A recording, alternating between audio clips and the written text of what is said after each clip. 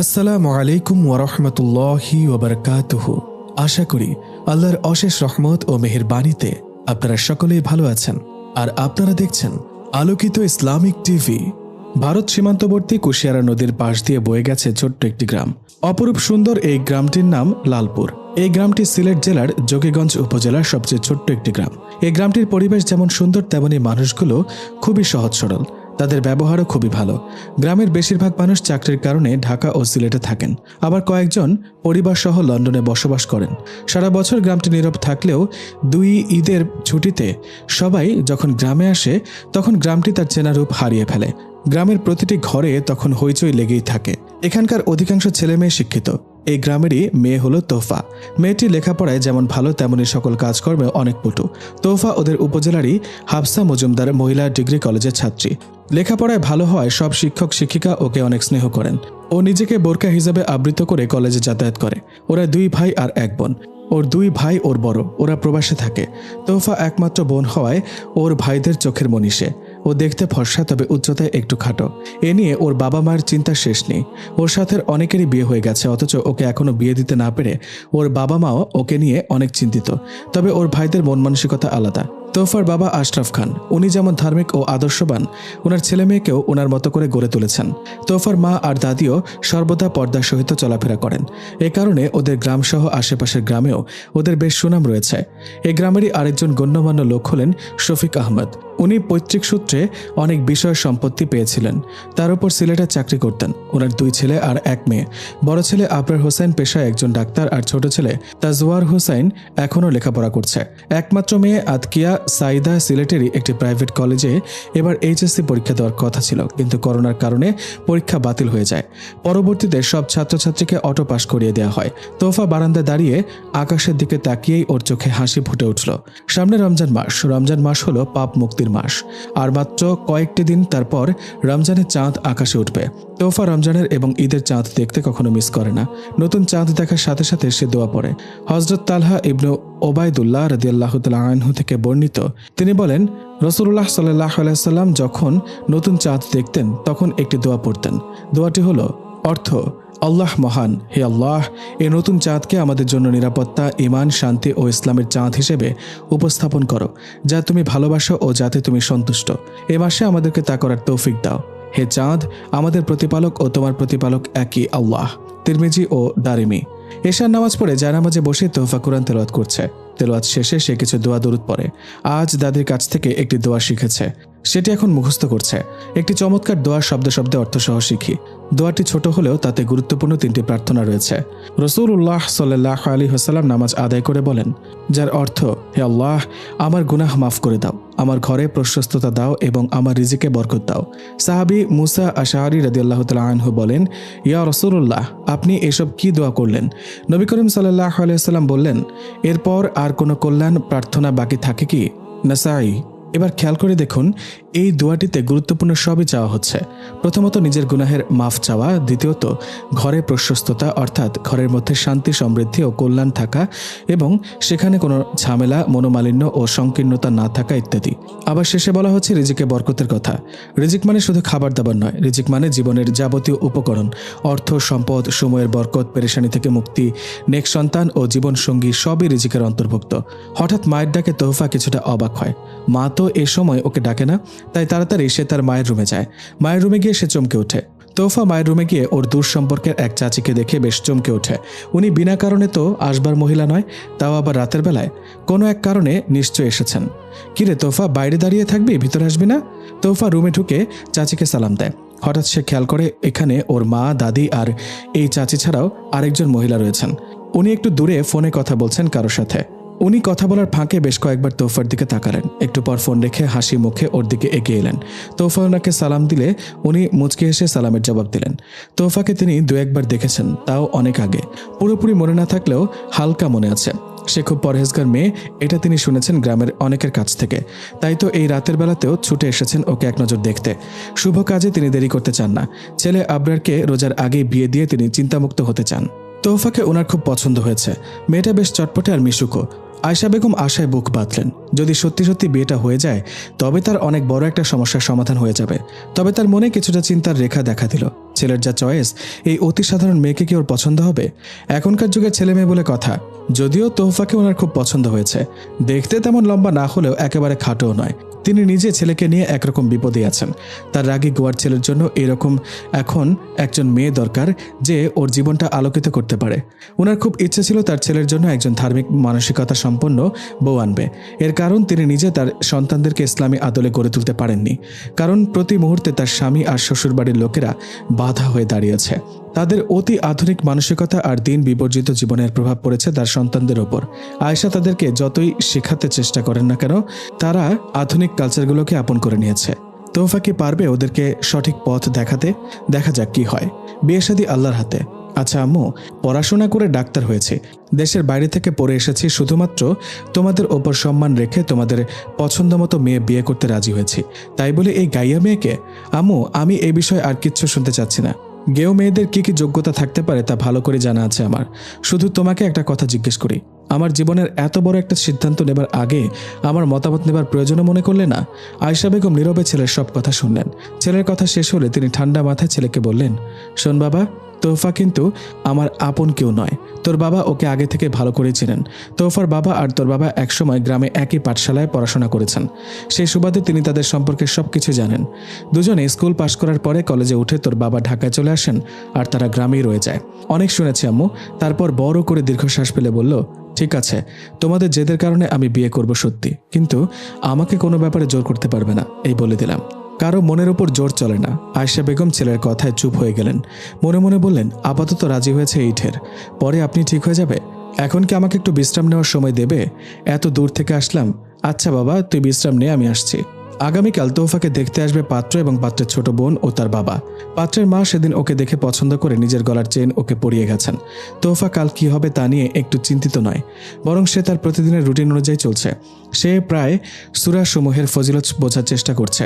এক এক সূরা এক এক ফজিলতের অধিকারী। যেমন 3 কুল সূরার ফজিলত, সূরা ইখলাস, ফালাক ও নাস, এই 3টি সূরা সকাল ও বিকাল 3 বার করে পড়লে সব ধরনের অনিষ্ট থেকে নিরাপদে থাকা যায়। সহিহ তিরমিজি শরীফে হাদিস নম্বর 2829।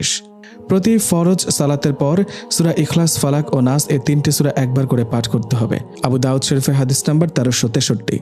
নবী সাল্লাল্লাহু আলাইহি সাল্লাম রাতে ঘুমানোর পূর্বে সূরা ইখলাস, ফালাক ও নাস একবার করে পড়ে হাতে ফুঁক দিয়ে সমস্ত শরীরে একবার বুলিয়ে দিতেন। এভাবে তিনি 3 বার করতেন। বুখারী শরীফে হাদিস নম্বর 5070। যে কোনো সময় অসুস্থতা অনুভব করলে সূরা ইখলাস, ফালাক ও নাস, এই 3টি সূরা পড়ে শরীরে ফুঁক দিতে হবে। বুখারী শরীফে হাদিস নম্বর 4629। জিন ও মানুষের বদনজর থেকে নিরাপদ থাকার জন্য সূরা ফালাক ও নাস পাঠ করে শরীরে ফুঁকতে হবে। সহিহুল জামে হাদিস নম্বর 4920। সূরা ইখলাসের ফজিলত। আবু হুরায়রা রাদিয়াল্লাহু তাআলা আনহু হতে বর্ণিত, রাসূলুল্লাহ সাল্লাল্লাহু আলাইহি সাল্লাম সূরা কুল হুয়াল্লাহু আহাদ সম্পর্কে বলেছেন, নিঃসন্দেহে এটি কোরআনের 1/3 সমতুল্য। মুসলিম শরীফে হাদিস নাম্বার 812। অপর এক বর্ণনায় আছে, রাসূলুল্লাহ সাল্লাল্লাহু আলাইহি সাল্লাম সাহাবাগণকে বললেন, তোমরা কি এক রাতে 1/3 কোরআন পড়তে অপারগ? প্রস্তাবটি তাদের পক্ষে ভারী মনে হলো। তাই তারা বলে উঠলেন, হে আল্লাহ রসুল, এই কাজ আমাদের মধ্যে কে করতে পারবে? অর্থাৎ কেউ পারবে না। তিনি বললেন, কুল হুয়াল্লাহু আহাদ আল্লাহুস সামাদ। সূরা ইখলাস কোরআনের 1/3 সমতুল্য। অর্থাৎ এই সূরা পড়লে 1/3 কোরআন পড়ার সমান নেকি অর্জিত হয়। বুখারী শরীফে হাদিস নাম্বার 5015। আনাস রাদিয়াল্লাহু তাআলা আনহু হতে বর্ণিত, এক ব্যক্তি নিবেদন করল, হে আল্লাহ রসুল, আমি এই সূরা কুল হুয়াল্লাহু আহাদ ভালোবাসি। তিনি বললেন, এর ভালোবাসা তোমাকে জান্নাতে প্রবেশ করাবে। বুখারী শরীফে হাদিস নাম্বার 774। পরের দিন সকাল 11টায় আবরার শুয়ে বই পড়ছিল। আয়েশা ঘরে ঢুকে চেঁচামেচি শুরু করলেন, এ কি, তুই এখনো তৈরি হসনি? বাবা, তোদের 12টায় ওখানে থাকার কথা, তাড়াতাড়ি রেডি হয়ে নে, মাকে আর জ্বালাস না রে বাবা। আবরার ওর মায়ের দিকে তাকিয়ে রইল। আবরার কিছুক্ষণ মায়ের দিকে তাকিয়ে থাকে। মেয়েটা খুবই ভালো রে, একবার দেখে আয়। দেখে কি হবে? তুমি তো সব ঠিকই করে ফেলেছ। আমার জন্য কি কিছু রেখেছ? কি রাখবো? শহুরে মডার্ন বন্ধু বান্ধব নিয়ে নিজের জীবনটা নষ্ট করতে বসেছিস। আমাদেরও নাতি নাতনির মুখ দেখতে ইচ্ছে করে। এবার আর তোর কোনো কথা শুনছি না, আমরা যা বলবো তাই হবে। আবরার জানে ওর মা ভীষণ জেদি। গতকাল আসার পর থেকে ওর পেছনে পড়ে আছেন, তাই এবার আর রক্ষা নাই। ওর মা হাল ছাড়ার পাত্রী নন, তিনি ওকে এবার বিয়ে দিয়ে ছাড়বেন। আবরারও মায়ের মনে আঘাত করতে চায় না। ওর যদি কোনো দুর্বল দিক থেকে থাকে তবে সেটা হলো ওর মা। এদিকে তোফার মা তোফাকে নিয়ে বেশ চিন্তিত। না জানি এবারও তোফাকে কোন পরীক্ষার মুখোমুখি হতে হয়। মেয়ের জীবনের এই যন্ত্রণায় তিনি নিজেই অতিষ্ঠ। নিজের মেয়েকে কুরবানির গরুর মতো দেখাতে কোনো মায়েরই ভালো লাগার কথা নয়। এই তো 2 মাস আগে একটি সম্বন্ধ এসেছিল, ছেলে ইঞ্জিনিয়ার, দেখতেও ভালো। তোফাকে অনেক খুঁটিয়ে খুঁটিয়ে দেখার পর অবশেষে ওদের পছন্দ হয়। কথাবার্তার এক পর্যায়ে তোফা রাগের বশবর্তী হয়ে বলে বসে যে তার এরকম দিনহীন পাত্র পছন্দ নয়। তার এই কথায় পাত্রপক্ষের লোকেরা তাদেরকে অনেক খারাপ ভাষায় কথা শুনিয়ে চলে যায়। তোফার বাবা হঠাৎ করে ওনার বুকে হাত দিয়ে মেঝেতে বসে পড়েন। তোফার মা আর তার ছোট ভাই অর্থাৎ তোফার মামা শফিউর রহমান দ্রুত গিয়ে ওনাকে ধরে সোফাতে বসায়। তোফার মামা স্থানীয় ফার্মেসির ডাক্তার হওয়ায় সে সুবাদে তোফার বাবার কিছু লক্ষণ দেখে দ্রুত অ্যাসপিরিন জাতীয় একটা মেডিসিন গুঁড়ো করে খাইয়ে দেন। কারণ গলাধঃকরণ করা ঔষধের তুলনায় চিবিয়ে সেবন করা ঔষধ দ্রুত শরীরের ওপর ক্রিয়া করে। তবে পেশেন্টের চিবিয়ে সেবন করার শক্তি না থাকলে ওষুধ গুঁড়ো করে সেবন করতে সাহায্য করতে হবে। শফিউর রহমান তোফার বাবার বুকে ওর ডান হাত রেখে সেই হাতের পিঠে অন্য হাত মুঠ করে নেন। তারপর আস্তে আস্তে চাপ দিতে থাকেন, অর্থাৎ সিপিআর করেন। এভাবে ধীরে ধীরে চাপ দেওয়াকে চিকিৎসার ভাষায় সিপিআর বলা হয়। হার্ট অ্যাটাক হলে রোগীর কার্ডিয়াক অ্যারেস্ট বা জ্ঞান হারিয়ে হৃদযন্ত্রের ক্রিয়া বন্ধ হয়ে যেতে পারে। এক্ষেত্রে হাত দিয়ে রোগীকে সিপিআর কার্ডিয়াক পালমোনারি রিসাসিটেশন দিতে হবে। আর শফিউর রহমান প্রাথমিক চিকিৎসা হিসেবে তাই করলেন। তারপর তোফার বাবাকে সবাই মিলে দ্রুত হাসপাতালে নিয়ে যান। হাসপাতালে নেওয়ার পর জানা যায় তোফার বাবা হার্ট অ্যাটাক করেছেন। কিন্তু কোন ধরনের হার্ট অ্যাটাক করেছেন এটার জন্য টেস্ট করতে দেওয়া হয়, কারণ প্রকট অ্যাকিউট হার্ট অ্যাটাক 2 ধরনের হয়। নাম্বার 1 STEMI এবং নাম্বার 2 NSTEMI। প্রথমটির ক্ষেত্রে আধুনিক চিকিৎসা হলো সঙ্গে সঙ্গে এনজিওগ্রাম করে রিং বা স্টেন্ট পরিয়ে দেওয়া, এবং এটি করতে হবে লক্ষণ শুরুর 12 ঘন্টার মধ্যে, নইলে হার্টের মাংসপেশির মারাত্মক ক্ষতি হয়ে যায়। হার্ট ও ব্রেনের টিস্যু একেবারে ধ্বংস হলে আর ফিরিয়ে আনা যায় না। আরেকটি বিষয়, STEMI হার্ট অ্যাটাক নির্ণয় করতে শুধুমাত্র একটি ইসিজি যথেষ্ট, কোনো রক্ত পরীক্ষার আবশ্যকতা নেই। ইসিজি করে যদি দেখা যায় রোগীর STEMI হয়েছে, তাহলে সাথে সাথে তাকে জরুরি বিভাগ থেকে সরাসরি ক্যাথ ল্যাবে নিয়ে জরুরি এনজিওগ্রাম করে রিং পরাতে হবে। প্রকট হার্ট অ্যাটাকের দ্বিতীয় ধরনটি হলো NSTEMI। এটা শুধু ইসিজি দিয়ে বোঝা যাবে না। রোগীর লক্ষণ, ইসিজি এবং রক্ত পরীক্ষা ট্রোপোনিন করে যদি দেখা যায় এটি স্বাভাবিক মাত্রার চেয়ে বেশি, তাহলে কিছু ঔষধ প্রয়োগ করতে হবে। আর এক ধরনের রক্ত জমাট বিরোধী হ্যাপারিন দিয়ে যত দ্রুত সম্ভব এনজিওগ্রাম করে দেখতে হবে ব্লকের সংখ্যা এবং মাত্রা কেমন। ব্লকের চরিত্রের ওপর নির্ভর করবে রোগীর রিং লাগবে, বাইপাস ওপেন হার্ট সার্জারি লাগবে, নাকি শুধু ঔষধ দিয়ে রাখা যাবে। তোফার বাবা NSTEMI হার্ট অ্যাটাক করেছিলেন, তারপর ওনার বাইপাস ওপেন হার্ট সার্জারি করা হয়। তোফার মা সেদিন সবার সামনে গিয়ে তোফাকে সজোরে একটা থাপ্পড় মেরেছিলেন আর কড়াভাবে অনেক কথা শুনিয়েছিলেন। সে সময় আল্লাহ রহমতে ওর পরিবার কোনো রকম বিপদটাকে সামলাতে পেরেছিল। দ্রুত প্রাথমিক চিকিৎসাটা করার ফলে ওই যাত্রায় রক্ষা পেয়েছিলেন তার বাবা। সে সময় থেকে ও একেবারে নিশ্চুপ হয়ে গেছে, কখনো মা বাবার কথার অবাধ্য হয় না। যদিও সে কোনোদিন বাবা মার কথার অবাধ্য হয়নি, একমাত্র পাত্র নির্বাচন করা ব্যতীত। তোফার বাবা পাত্র আবরারকে ছোট থেকে চেনেন। চারিত্রিক দিক থেকে যথেষ্ট ভদ্র ও জ্ঞানী ছেলে, যদিও একটু মডার্ন। আজকে আমাদের সমাজে পাত্রপাত্রী নির্বাচনে যেসব কিছুকে গুরুত্ব দিয়ে থাকি তা হলো পাত্রের ব্যাপারে চাকরি ও সম্পদ, আর পাত্রের ব্যাপারে চামড়া সুন্দর ও মোটা অঙ্কের যৌতুক। অথচ ইসলামে এসবের কোনো নির্দেশনা নেই। পাত্র নির্বাচনে ইসলামী শরীয়তের বিধান হচ্ছে হযরত আবু হুরায়রা রাদিয়াল্লাহু তাআলা আনহু হতে বর্ণিত, তিনি বলেন যে রাসূলুল্লাহ সাল্লাল্লাহু আলাইহি ওয়াসাল্লাম ইরশাদ করেছেন, দিনদারি ও চারিত্রিক দিক হতে পছন্দনীয় ব্যক্তি পাত্র যখন তোমাদের নিকট বিবাহের প্রস্তাব প্রেরণ করে, তখন তোমরা স্বীয় কন্যা ভগ্নী উক্ত ব্যক্তির সাথে বিবাহ দিয়ে দাও। যদি তোমরা ইহা না করো তাহলে তোমাদের এই অবস্থার ফলে দেশ ও সমাজে বিরাট ফিতনা ফাসাদ দেখা দিবে। তিরমিজি শরীফের হাদিস। পাত্রী নির্বাচনের ব্যাপারে ইসলামী শরীয়তের বিধান হচ্ছে হযরত আবু হুরায়রা রাদিয়াল্লাহু তাআলা আনহু হতে বর্ণিত, তিনি বলেন যে রাসূল সাল্লাল্লাহু আলাইহি ওয়াসাল্লাম ইরশাদ করেছেন, 4টি গুণের কারণে সাধারণ নারীকে বিবাহ করা হয়: নারীর ধন সম্পদ, বংশমর্যাদা, তার সৌন্দর্য এবং তার ধর্মপরায়ণতার কারণে। রাসূল সাল্লাল্লাহু আলাইহি ওয়াসাল্লাম বললেন, লাভবান হতে যদি চাও তাহলে ধর্মপরায়ণকে বিবাহ করো। আরে বেওকুফ, এই উপদেশ গ্রহণ না করলে তোমার হস্তদ্বয় ধুলায় ধূসরিত হোক। ইমাম বুখারী ও মুসলিম শরীফের হাদিস। তোফার মা এতক্ষণ সেদিনের সেই ঘটনাটা ভাবতেই মগ্ন ছিলেন। হঠাৎ কলিং বেলের ডাকে উনি ভাবনা থেকে বাস্তবে আসেন। তোফা মেরুন আর ঘিয়ে রঙা শাড়ি পরেছে, ওকে দেখতে অপার্থিব লাগছে। আবরার মুগ্ধ নয়নে তোফাকে দেখছে। অবশেষে ওর ছোট বোন নীরবতা ভেঙে বলে উঠল, আরে বড় ভাইয়া, কিছু জিজ্ঞেস করবে নাকি এভাবেই বোবা হয়ে বসে থাকবে? সাইদার কথায় আবরার কিছুটা লজ্জা পেল, কারণ ওখানে ওরা তিনজন ছাড়াও তোফার দাদিও বসে আছেন। আবরার মনে মনে ওর বোনকে বকা দিল আর মায়ের পছন্দের প্রশংসা করল। মেয়েকে ওর পছন্দ হয়েছে, যদিও ওর মধ্যে আধুনিকতার কোনো ছোঁয়া নেই। তারপরও ওকে শহুরে মডার্নদের থেকে একদম আলাদা সুন্দর লাগছে। সাইদা ওকে টুকটাক কিছু জিজ্ঞেস করার পর আবরার ওর সম্পর্কে কিছু জিজ্ঞেস করলে তোফাও বিনয়ের সাথে সবকিছুর উত্তর দিল। কোণে দেখা শেষে ওরা বাইরে ওদের বাবা আর তোফার বাবার কাছে আসে।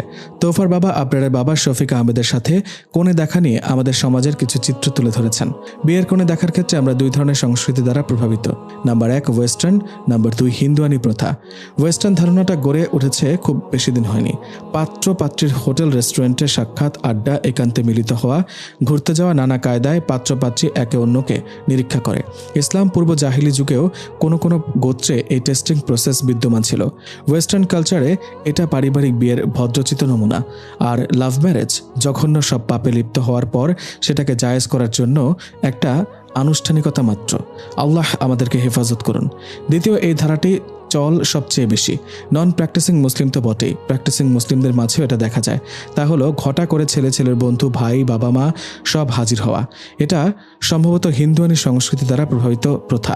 এর কারণে শরীয়তের বিধান লঙ্ঘনের পাশাপাশি বেশ কিছু সামাজিক সমস্যা রয়েছে। নাম্বার 1 মেয়ের পরিবারের অর্থ খরচ করে আয়োজন। নাম্বার 2 ছেলের পরিবারের ইজ্জত রক্ষার্থে ব্যাপক উপহার। নাম্বার 3 মেয়েকে মানসিক অস্বস্তি ও চাপের সম্মুখীন করা। নাম্বার 4 সবচেয়ে বিশ্রী ও ভয়ানক ব্যাপার ঘটে যখন বিয়েটা হয় না। সামাজিকভাবে হেনস্থা ও গ্লানির শিকার হতে মেয়ে ও মেয়ের পরিবারকে। এই সামগ্রিক আযাব আমাদের নিজেদের তৈরি করা কুপ্রথা থেকেই জন্ম নেয়। সহিহ বুখারী শরীফের হাদিস নাম্বার 5127।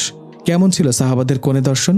মুগিরা ইবনু শুবাহ রাদিয়াল্লাহু তাআলা আনহু থেকে বর্ণিত, তিনি বলেন, আমি নবী সাল্লাল্লাহু আলাইহি ওয়াসাল্লামের নিকট এসে এক মহিলাকে বিবাহ করার ব্যাপারে তার সাথে আলাপ করলাম।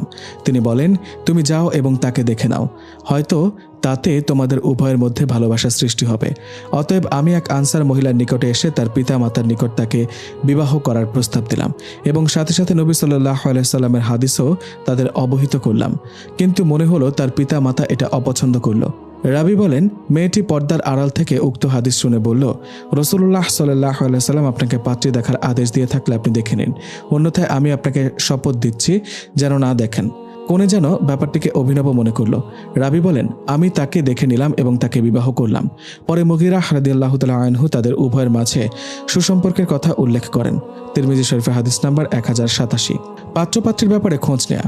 বিয়ের পূর্বে পাত্রপাত্রী দেখে সকল দিক গভীরভাবে তলিয়ে দেখা জরুরি, যেন পরবর্তীতে এ সংক্রান্ত কোনো সমস্যা দাম্পত্য জীবনকে দুর্বিষহ না করে তোলে। এজন্য ইসলাম এর প্রতি যথেষ্ট গুরুত্ব দিয়েছে। সাহাবী আবু হুরায়রা রাদিয়াল্লাহু তাআলা আনহু এর বর্ণনা এসেছে, এক ব্যক্তির মহানবী সাল্লাল্লাহু আলাইহি ওয়াসাল্লামের নিকট এসে বলল, আমি একজন আনসারী রমণীকে বিয়ে করতে চাচ্ছি। এই কথা শুনে মহানবী সাল্লাল্লাহু আলাইহি ওয়াসাল্লাম বললেন, মেয়েটিকে দেখে নাও, কেননা আনসারীদের কারো চোখে আবার সমস্যা থাকে। মুসলিম শরীফের হাদিস নাম্বার 1424। পাত্র বা পাত্রীর ব্যাপারে আগেই সব জেনে নিবে। বিয়ের ক্ষেত্রে কারো দোষ বা ত্রুটি থাকলে সেটা উল্লেখ করলে গিবাহ হবে না। আশরাফ খানের কথা শুনে আবরারের বাবা শফিক আহমেদ অনুতপ্ত হয়ে বললেন, আমি এত কিছু জানতাম না রে, তাই তো না জেনেই এই গুনাহটা করতে যাচ্ছিলাম। তৃষ্ণার্ত প্রকৃতিতে অমৃত সুধায় ভরিয়ে দিতে সকাল থেকে রিমঝিম বৃষ্টি হচ্ছে আজ। গাছের পাতা যেন নুয়ে পড়েছে বৃষ্টির ফোঁটায়। গাছের ডালে ডালে পাখিগুলো গুটিসুটি মেরে বসে আছে। ঝরঝর নির্ঝরণীতে মানুষের মনকে যুগপৎ আনন্দ বেদনায় সিক্ত করে তোলে এমন বর্ষণ মুখর সকাল। তোফা জানালার পাশে দাঁড়িয়ে বৃষ্টির ফোঁটা ছোঁয়ার চেষ্টা করছে। এমন সময় ওর দাদি এসে ওর কাঁধে হাত রাখলেন। দাদু ভাই শব্দটা কানে যেতেই তোফার চোখের কোণ বেয়ে 2 ফোঁটা পানি ঝরে পড়ল গালে। ডান হাতে কাঁধ থেকে হাতটা নিয়ে পেছনে দাঁড়িয়ে থাকা ওর দাদিকে জড়িয়ে ধরে কেঁদে চলল। আকাশটা এখনো পরিষ্কার হয়নি, মেঘের ভারী গর্জন এখনো শোনা যাচ্ছে। তোফা দাঁড়িয়ে আছে জানালার পাশে। সে একেবারে ভাবনার জগতে বুঁদ হয়ে আছে। কিছু নতুন নতুন উড়ন্ত ভাবনায় তার মস্তিষ্ক ভরে গেছে। এমন সময় ওর দাদি আসলে দাদিকে দেখে সে আবেগাপ্লুত হয়ে পড়ে। দাদিকে জড়িয়ে ধরে কিছু সময় সে ফুপিয়ে ফুপিয়ে কাঁদতে থাকে। নাতনির কান্না দেখে তোফার দাদির চোখেও জল চলে আসে। তিনি দ্রুত নিজেকে সামলে নিয়ে নাতনির চোখের জল মুছে দিয়ে মুচকি হেসে বললেন, কিতা হইছে তোর? আমি তোর বাপরে কইতামনি তুই বিয়াতে রাজিত নাই? আরে দাদি তুমিও না, এরকম কিছু নয়। তোমাদের ছেড়ে চলে যাবো তো এই জন্য কান্না পাচ্ছে, আর কিছু ভয়ও করছে। কিতার লাগে তোর ডর করের? আমারে বুঝাই কস না, আমি তো তোর শত্রু নাই।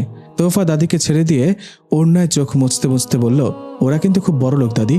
ওদের দেখে আমি যতটুকু বুঝেছি ওদের কাছে ধর্মের কোনো নামগন্ধ নেই, তাই খুব ভয় হয়। তুই শিক্ষিত ফুরি, তারার কাছে যা নাই তুই তোর মেধা দিয়া বুঝাইয়া দিবে। আবরার ফুয়ারে আমি হুরু থাকি দেখি আইয়ার ফুয়া তো বাদ নাই, খুব নম্র ভদ্র ফুয়া। ই জাবানার ফুয়া তার উপরে ঢাকায় থাকে। বন্ধু বান্ধব পাইয়া একটু বিপদে গেছে, বিয়ার পর দেখবে তোর চেষ্টায় সব ঠিক হয়ে গেছে। হকলার ভিতরে আল্লাহর ডর আছে রে বোন। আর আল্লাহ রাসূলের পাক সাল্লাল্লাহু আলাইহি সাল্লামেরও হুকুম হইল, তোমার কাছে যে জ্ঞানের আলো আছে তা দিয়া অন্যের অজ্ঞানতার কালা পর্দা দূর করো। এখান যদি পারো তে আর তোমরা দুজনের মধ্যে আর কোনো বাধা বা ভয় থাকতে নয়। তুমি ঠিক বলেছো দাদি, ইনশাআল্লাহ আমি চেষ্টা করব, তুমি দোয়া করো। ইনশাআল্লাহ ইনশাআল্লাহ। তোফা এ বাড়িতে আর মাত্র 2 দিনের অতিথি। গতকাল কোণে দেখার পর্ব শেষ হলে কথাবার্তা বলে আগামী শুক্রবার বিয়ের তারিখ ঠিক হয়, অর্থাৎ আগামী পরশু ওর বিয়ে। ভার্সিটি থেকে সকাল সকাল রওনা হলেও গ্রামে পৌঁছাতে পৌঁছাতে দুপুর গড়িয়ে বিকেল হয়ে গেছে। ভাইয়ের বিয়ের খবর হঠাৎ করে পাবার ফলে তাজওয়ার টিকিট কাটার মতো সময়ও পায়নি, তাই তো অর্ধেক পথ দাঁড়িয়ে আসতে হয়েছে তাকে, যার ফলে কোমরটা ব্যথায় চিনচিন করছে। বাবা মা আর বোন সিলেট থেকে আরও 4 দিন আগেই চলে এসেছেন। আবরারকেও ওর মা কোনো এক বিশেষ কারণ দেখিয়ে ঢাকা থেকে আনিয়েছেন 2 দিন আগে, শুধু তাজওয়ার বাকি ছিল। তবুও এসব ক্লান্তির মাঝে ছোট্ট বোনটির এক একটি কর্মকাণ্ডে যেন শান্তির অপর নাম। সারা দিনের ক্লান্তি শেষে যখন সে বিছানায় গা এলিয়ে দিয়েছিল, তখনই ওদের একমাত্র আদরের বোন ট্রে হাতে দরজার বাইরে দাঁড়িয়ে বলল, may I come in bro? Tazwar না তাকিয়ে বলল, ইয়াহ কামিং। শরবতের গ্লাস ভাইয়ের হাতে দিতে দিতে সাইদা বলল, আমার জন্য কি এনেছো ছোট ভাইয়া? শরবতের গ্লাস নিতে নিতে বোনের দিকে এক নজর তাকিয়ে তাজওয়ার বলল, প্রতিবারই তোর জন্য কিছু না কিছু আনতেই হবে তাই না? তা আনতে হবে না, 2টো নয় 3টে নয়, তোমাদের একটা মাত্র আদরের ছোট বোন আমি। আরে আমাদের পাকনা বুড়িটা রে। ছোট ভাইয়া তুমি আবার আমাকে বুড়ি ডাকছো? গাল ফুলিয়ে বলল সাইদা। তারপর কিছুক্ষণ চলল 2 ভাই বোনের মধ্যে কিছু দুষ্টুমি। এরই নাম বুঝি ভালোবাসা। হাজারো ক্লান্তি নিয়ে বাড়ি ফেরার পর বোনের প্রতিটি মুখের ধ্বনি নতুন উদ্যমে চলার শক্তি বয়ে আনে। এরই নাম ভাই বোনের ভালোবাসা। তুমি কি সত্যি আমার জন্য কিছু আনোনি? বোনের অভিমানে ভরা মুখের দিকে চেয়ে এই পর্যায়ে তাজওয়ার বলল, ব্যাগ খুলে দেখ। ভাইয়ের অনুমতি পাওয়া মাত্র মুচকি হেসে ব্যাগ খুলে একে একে সব বের করতে শুরু করলো সাইদা। কিছু চকলেট সহ একটি বই হাতে নিয়ে সে এগিয়ে এলো ভাইয়ের দিকে, মুখে হাসি ফুটিয়ে বলল, এবার চলো, নিচে হলুদ নিয়ে সবাই অপেক্ষা করছে। কিছু খেয়ে তারপর ভাইয়াকে 1 চিমটি হলুদ লাগিয়ে দিয়ে আসবে। শরীর সায় না দিলেও বোনের কথা মতো বোনের সাথে নিচের দিকে অগ্রসর হয় তাজওয়ার। সারাদিনের শত ব্যস্ততা শেষ করে নিজের রুমে এসে স্বস্তির নিঃশ্বাস ফেলে তোফা। কিছুক্ষণ বিশ্রাম নিয়ে এসে সে এশার নামাজ আদায় করে। সাদা ধবধবে হিজাবে ওকে খুব নিষ্পাপ মনে হচ্ছিল। নামাজ আদায় করে সে কিছুক্ষণ দোয়া দুরুদ পড়ে তারপর কিছুক্ষণ কোরআন তেলাওয়াত করে। সে প্রতিদিন রাতে সূরায়ে মুলক, সূরায়ে মুজাম্মিল পাঠ করে, তারপর সূরা বাকারার শেষ 2টি আয়াত পড়ে। কারণ রাসূলুল্লাহ সাল্লাল্লাহু আলাইহি সাল্লাম বলেছেন, যে ব্যক্তি রাতের বেলা সূরা বাকারার শেষ 2 আয়াত পড়বে সেটা তার জন্য যথেষ্ট হবে। বুখারী এবং মুসলিম শরীফের হাদিস। মিষ্টি এক সকাল। চারপাশ থেকে বয়ে আসা হিমেল হাওয়া, আশেপাশের সজীব করা প্রকৃতি, সবুজে ঘেরা গাছ-গাছালির ডালে বসে ডেকে যাওয়া পাখির সুমধুর কণ্ঠ, সব মিলিয়ে এক মনোমুগ্ধকর পরিবেশ। এত মুগ্ধতায় মন ভরে ওঠার মতো পরিবেশে মন খারাপ করে বসে আছেন তোফার বাবা আশরাফ খান। আজ যে তার কলিজার টুকরো মেয়ের বিয়ে, একটু পর ওকে পাঠাতে হবে ওর নতুন ঠিকানায়। এত আদরের মেয়েকে ছেড়ে কিভাবে থাকবেন উনি? ছেলেরাও প্রবাসে। দেশের করোনা পরিস্থিতিতে একমাত্র বোনের বিয়েতে ওরা দেশে আসতে পারেনি। একা হাতে কয় দিক উনি সামলাবেন? যদিও তোফার মামাও ওনার সাথে সবকিছু দেখাশোনা করছেন, তারপরও একমাত্র মেয়ের বিয়েতে ছেলেদের অনুপস্থিতিতে ওনার খুব খারাপ লাগছে। কোরআন তেলাওয়াত শেষ করে বাবার রুমে গেল তোফা। গিয়ে দেখে তার বাবা মন খারাপ করে বারান্দায় বসে আছেন। আসসালামু আলাইকুম আব্বু। ওয়ালাইকুম আসসালাম। মা এদিকে আয়। আব্বু তোমার কি মন খারাপ? না রে মা। তাহলে এভাবে বসে আছো কেন? বাবা মেয়ের কথা বলার এক পর্যায়ে তোফার দাদিও এসে উপস্থিত হন। তারপর তোফাকে বিভিন্ন বিষয়ে উপদেশ দেন। দেখো তোফা দাদু ভাই, তোরে কিছু কথা কই। ফরিন তোর জন্মই হইল ফরর বাড়ির যাওয়ার লাগি। ফরর মানুষের লইয়া খাইতে কত কথা শোনা লাগে। ফরিন তোর সর্বদা সহ্য করা লাগে। ধৈর্য ধরি সব পরিস্থিতির মোকাবেলা করার চেষ্টা করবে। মা চাষি দাদিরে গালি খাওয়াইস না। মনে রাখিস, দরিয়ার মুরর খাফ না। জামাইয়ের বাড়ির কেউ হয় না আফনা। ও বাড়িত গিয়া ইসলামের নিয়মকানুন বলিস না রে বোন। ফর্দারা ধরে রাখিস, ফাললে সামনে দিয়া আবগাইস, ফিসাইস না জানি। তোফা মাথা নেড়ে সায় দেয় দাদির কথায়। তোফার বাবা এতক্ষণ নীরবে ওনার মায়ের কথা শুনলেন। হঠাৎ ফোন আসায় সবার মনোযোগ ফোনের দিকে চলে যায়। তোফার ভাইরা ফোন দিয়েছে। 2 ভাই এক জায়গায় থাকায় দুজনই আসতে পারেনি। বাবা দাদি বোনের কথা শেষ হলে মায়ের খোঁজ করলে তোফা ফোন নিয়ে মায়ের কাছে যায়। দেশের করোনা পরিস্থিতি নিয়ে তোফার দাদি আর ওর বাবার মধ্যে কথা চলছিল। এমন সময় তোফার দাদি বলে ওঠেন, বাবারে তুই করে এই ভাইরাসটা একটা মহামারী, কিন্তু আমি একটা কেমনে বিশ্বাস করবো? কইসান ইতা সব সিনা মানুষের কাম, তারা ইচ্ছা করিয়াই এই পৃথিবীত এই বিমার ছড়াইয়ে দিছে। তোফার বাবা ওনার মাকে উদ্দেশ্য করে বললেন, দেখুন আম্মাজান, আপনার কথাগুলো একদম ফেলে দেওয়ার মতো নয়, কারণ 1981 সালের এবং 2008 সালের এই বই দুটোতে 2020 সালের এই মহামারী সম্পর্কে কিছুটা ইঙ্গিত করা হয়েছিল। যদিও বা বইয়ের কথাগুলো সবকিছুর সাথে মিলে যায় না, তবুও একটা আশঙ্কা থেকে যায় এত পুরনো বইয়ে কিভাবে এই বিষয়ে ইঙ্গিত করা থাকে, যেখানে চীনের উহান শহরের নাম পর্যন্ত উল্লেখ করা। তাই এই দিক থেকে খেয়াল করলে মনে হয় এটা পরিকল্পিত একটি কাজ। অপরদিকে চীনের উহান শহরে একটি ল্যাব আছে, যে ল্যাবে তারা অনেক ভাইরাসের ওপর পরীক্ষা নিরীক্ষা চালায়, কিন্তু তাদের দাবি এই কোভিড-19 কোনো মানুষের পক্ষে তৈরি করা সম্ভব নয়। আশঙ্কা করা হচ্ছে এটা কোনো বাদুড় থেকে এসেছে। এখন এই ভাইরাসের উৎপত্তি নিয়ে আমরা নাই বা আলোচনা করলাম, এই সম্পর্কে একমাত্র আল্লাহ তাআলাই ভালো জানেন, কিন্তু এটা যে মহামারী এতে কোনো সন্দেহ নেই। আর প্রত্যেক মুসলমানের উচিত এই ব্যাপারে জ্ঞান রাখা। কেউ যদি বলে মহামারী আমাদের জন্য নয়, এটা ইহুদি ও খ্রিস্টানদের জন্য, তাহলে তাদের জেনে রাখা উচিত সাহাবীদের সময়ও মহামারী হয়েছিল, তখন কিছু সাহাবীও ইন্তেকাল করেছিলেন। রৌদ্রময়ী প্রবন্ধ থেকে নেওয়া 639 খ্রিস্টাব্দ 18 হিজরির ঘটনা। ইসলামী শাসনের স্বর্ণযুগ তখন। ইসলামী খিলাফতের আমির হজরত ওমর রাদিয়াল্লাহু তাআলা আনহু, তখন তিনি প্রায় অর্ধজাহানের খলিফা। এরকমই সময় সিরিয়া প্যালেস্টাইন ছিল হজরত ওমরের রাষ্ট্রীয় সফরের উদ্দেশ্যে তিনি মদিনা থেকে সিরিয়ার উদ্দেশ্যে বের হয়ে যান। মদিনা থেকে শারক নামক অঞ্চলে পৌঁছলে সেনাপতি আবু উবাইদা রাদিয়াল্লাহু তাআলা আনহু জানান যে সিরিয়ার প্লেগ তথা মহামারীর প্রাদুর্ভাব দেখা দিয়েছে। ইসলামের ইতিহাসে এই ঘটনা তাউন ই আমওয়াজ নামে পরিচিত। আমওয়াজ একটি ছোট্ট শহর, এটি আল কুদস ও রামাল্লার মাঝামাঝি স্থানে অবস্থিত। ওই মহামারী প্লেগ রোগ প্রথমে এখানেই শুরু হয়, তাই এটিকে তাউন ই আমওয়াজ বা আমওয়াজের প্লেগ মহামারী রূপে নাম দেওয়া হয়। পরবর্তীতে এই রোগ সিরিয়াতে ছড়িয়ে পড়ে, সেই সূত্রে সিরিয়ার মহামারীও বলা যায়। এতে 25,000 মতান্তরে 30,000 লোকের মৃত্যু হয়েছিল। আল বিদায়া ওয়ান নিহায়া খণ্ড নম্বর 7। সিরিয়া মহামারী প্লেগের প্রাদুর্ভাব দেখা দেওয়ায় খলিফা চিন্তা করলেন তিনি সিরিয়া সফর করবেন নাকি মদিনায় ফিরে যাবেন। হজরত ওমর রাদিয়াল্লাহু তাআলা আনহু এই বিষয়ে পরামর্শ নিতে প্রবীণ সাহাবাদের শরণাপন্ন হন।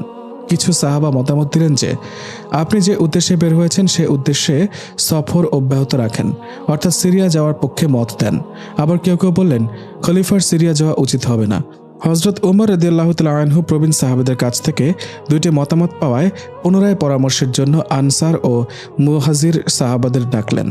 তারাও মতপার্থক্য করলেন। খলিফা সবশেষে প্রবীণ কুরাইশদের ডাকলেন। তারা কোনো মতপার্থক্য না করে সবাই এ মর্মে মতামত ব্যক্ত করলেন যে সিরিয়ার সফর স্থগিত করে আপনার মদিনায় প্রত্যাবর্তন করা উচিত। আপনি আপনার সঙ্গীদের মহামারী প্লেগের দিকে ঠেলে দেবেন না। হজরত ওমর রাদিয়াল্লাহু তাআলা আনহু প্রবীণ কুরাইশদের মতামত গ্রহণ করে সিরিয়ার সফর স্থগিত করে মদিনায় ফিরে গেলেন। খলিফার মদিনায় ফেরত যাওয়া দেখে সেনাপতি হজরত উবাইদা রাদিয়াল্লাহু তাআলা আনহু বললেন, হে আমিরুল মুমিনিন, আপনি কি আল্লাহ কর্তৃক নির্ধারিত তাকদীর থেকে পলায়ন করে ফিরে যাচ্ছেন? আবু উবাইদা রাদিয়াল্লাহু তাআলা আনহুর কথা শুনে ওমর রাদিয়াল্লাহু তাআলা আনহু কষ্ট পেলেন। আবু উবাইদা রাদিয়াল্লাহু তাআলা আনহু ছিলেন তার এত পছন্দের যে তিনি এমন কথা বলতে পারেন ওমর রাদিয়াল্লাহু তাআলা আনহু তা ভাবেননি। ওমর রাদিয়াল্লাহু তাআলা আনহু বললেন, ও আবু উবাইদা, যদি তুমি ব্যতীত অন্য কেউ কথাটি বলতো, আর হ্যাঁ, আমরা আল্লাহর এক তকদির থেকে আরেক তকদিরের দিকে ফিরে যাচ্ছি। আল্লাহর এক তকদির থেকে আরেক তকদিরের দিকে ফিরে যাওয়ার মানে কি? হযরত ওমর রাদিয়াল্লাহু তাআলা আনহু সেটা আবু উবাইদা রাদিয়াল্লাহু তাআলা আনহুকে বুঝিয়ে বলেন, তুমি বলো তো, তোমার কিছু উটকে তুমি এমন কোনো উপত্যকায় নিয়ে গেলে যেখানে দুটো মাঠ আছে। মাঠ দুটোর মধ্যে একটি মাঠ সবুজ শ্যামল, আরেক মাঠ শুষ্ক ও ধূসর। এবার বলো, ব্যাপারটা কি এমন নয় যে তুমি সবুজ মাঠে উট চড়াও, তাহলে তা আল্লাহর তাকদীর অনুযায়ী চড়িয়েছ? আর যদি শুষ্ক মাঠেও চড়াও, তাও আল্লাহর তাকদীর অনুযায়ী চড়িয়েছ। অর্থাৎ ওমর রাদিয়াল্লাহু তাআলা আনহু বলতে চাচ্ছেন, হাতে সুযোগ থাকা সত্ত্বেও ভালোটা গ্রহণ করা মানে এই না যে আল্লাহর তাকদীর থেকে পালিয়ে যাওয়া। কিছুক্ষণ পর আব্দুর রহমান ইবনে আউফ রাদিয়াল্লাহু তাআলা আনহু সেখানে আসলেন।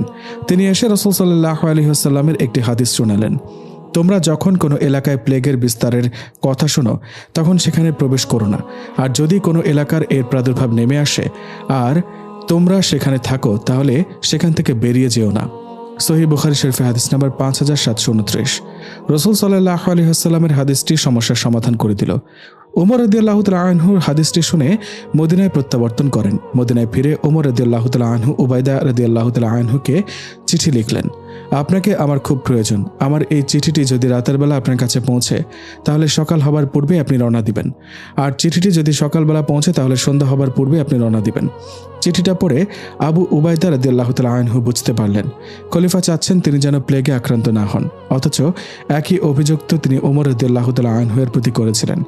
প্রতি উত্তরে আবু উবাইদা রাদিয়াল্লাহু তাআলা আনহু লিখলেন, আমিরুল মুমিনিন, আমি তো আপনার প্রয়োজনটা বুঝতে পেরেছি। আমি তো মুসলিম মুজাহিদের মধ্যে অবস্থান করছি। তাদের মধ্যে যে মুসিবত আপতিত হয়েছে তা থেকে আমি নিজেকে বাঁচানোর প্রত্যাশী নই। আমি তাদেরকে ছেড়ে যেতে চাই না যতক্ষণ না আল্লাহ আমার ও তাদের মাঝে চূড়ান্ত ফয়সালা করে দেন। আমার চিঠিটি পাওয়া মাত্র আপনার সিদ্ধান্ত প্রত্যাহার করুন এবং আমাকে এখানে অবস্থানের অনুমতি দিন। চিঠিটি পড়ে ওমর রাদিয়াল্লাহু তাআলা আনহু ব্যাকুলভাবে কান্না করেন। তার কান্না দেখে মুসলিমরা জিজ্ঞেস করল, আমিরুল মুমিনিন, আবু উবাইদা কি ইন্তেকাল করেছেন? ওমর রাদিয়াল্লাহু তাআলা আনহু বললেন, না, তবে তিনি মৃত্যুর দ্বার প্রান্তে। আসহাবে রাসূলের জীবন কথা, আব্দুল মাহবুদ, প্রথম খণ্ড।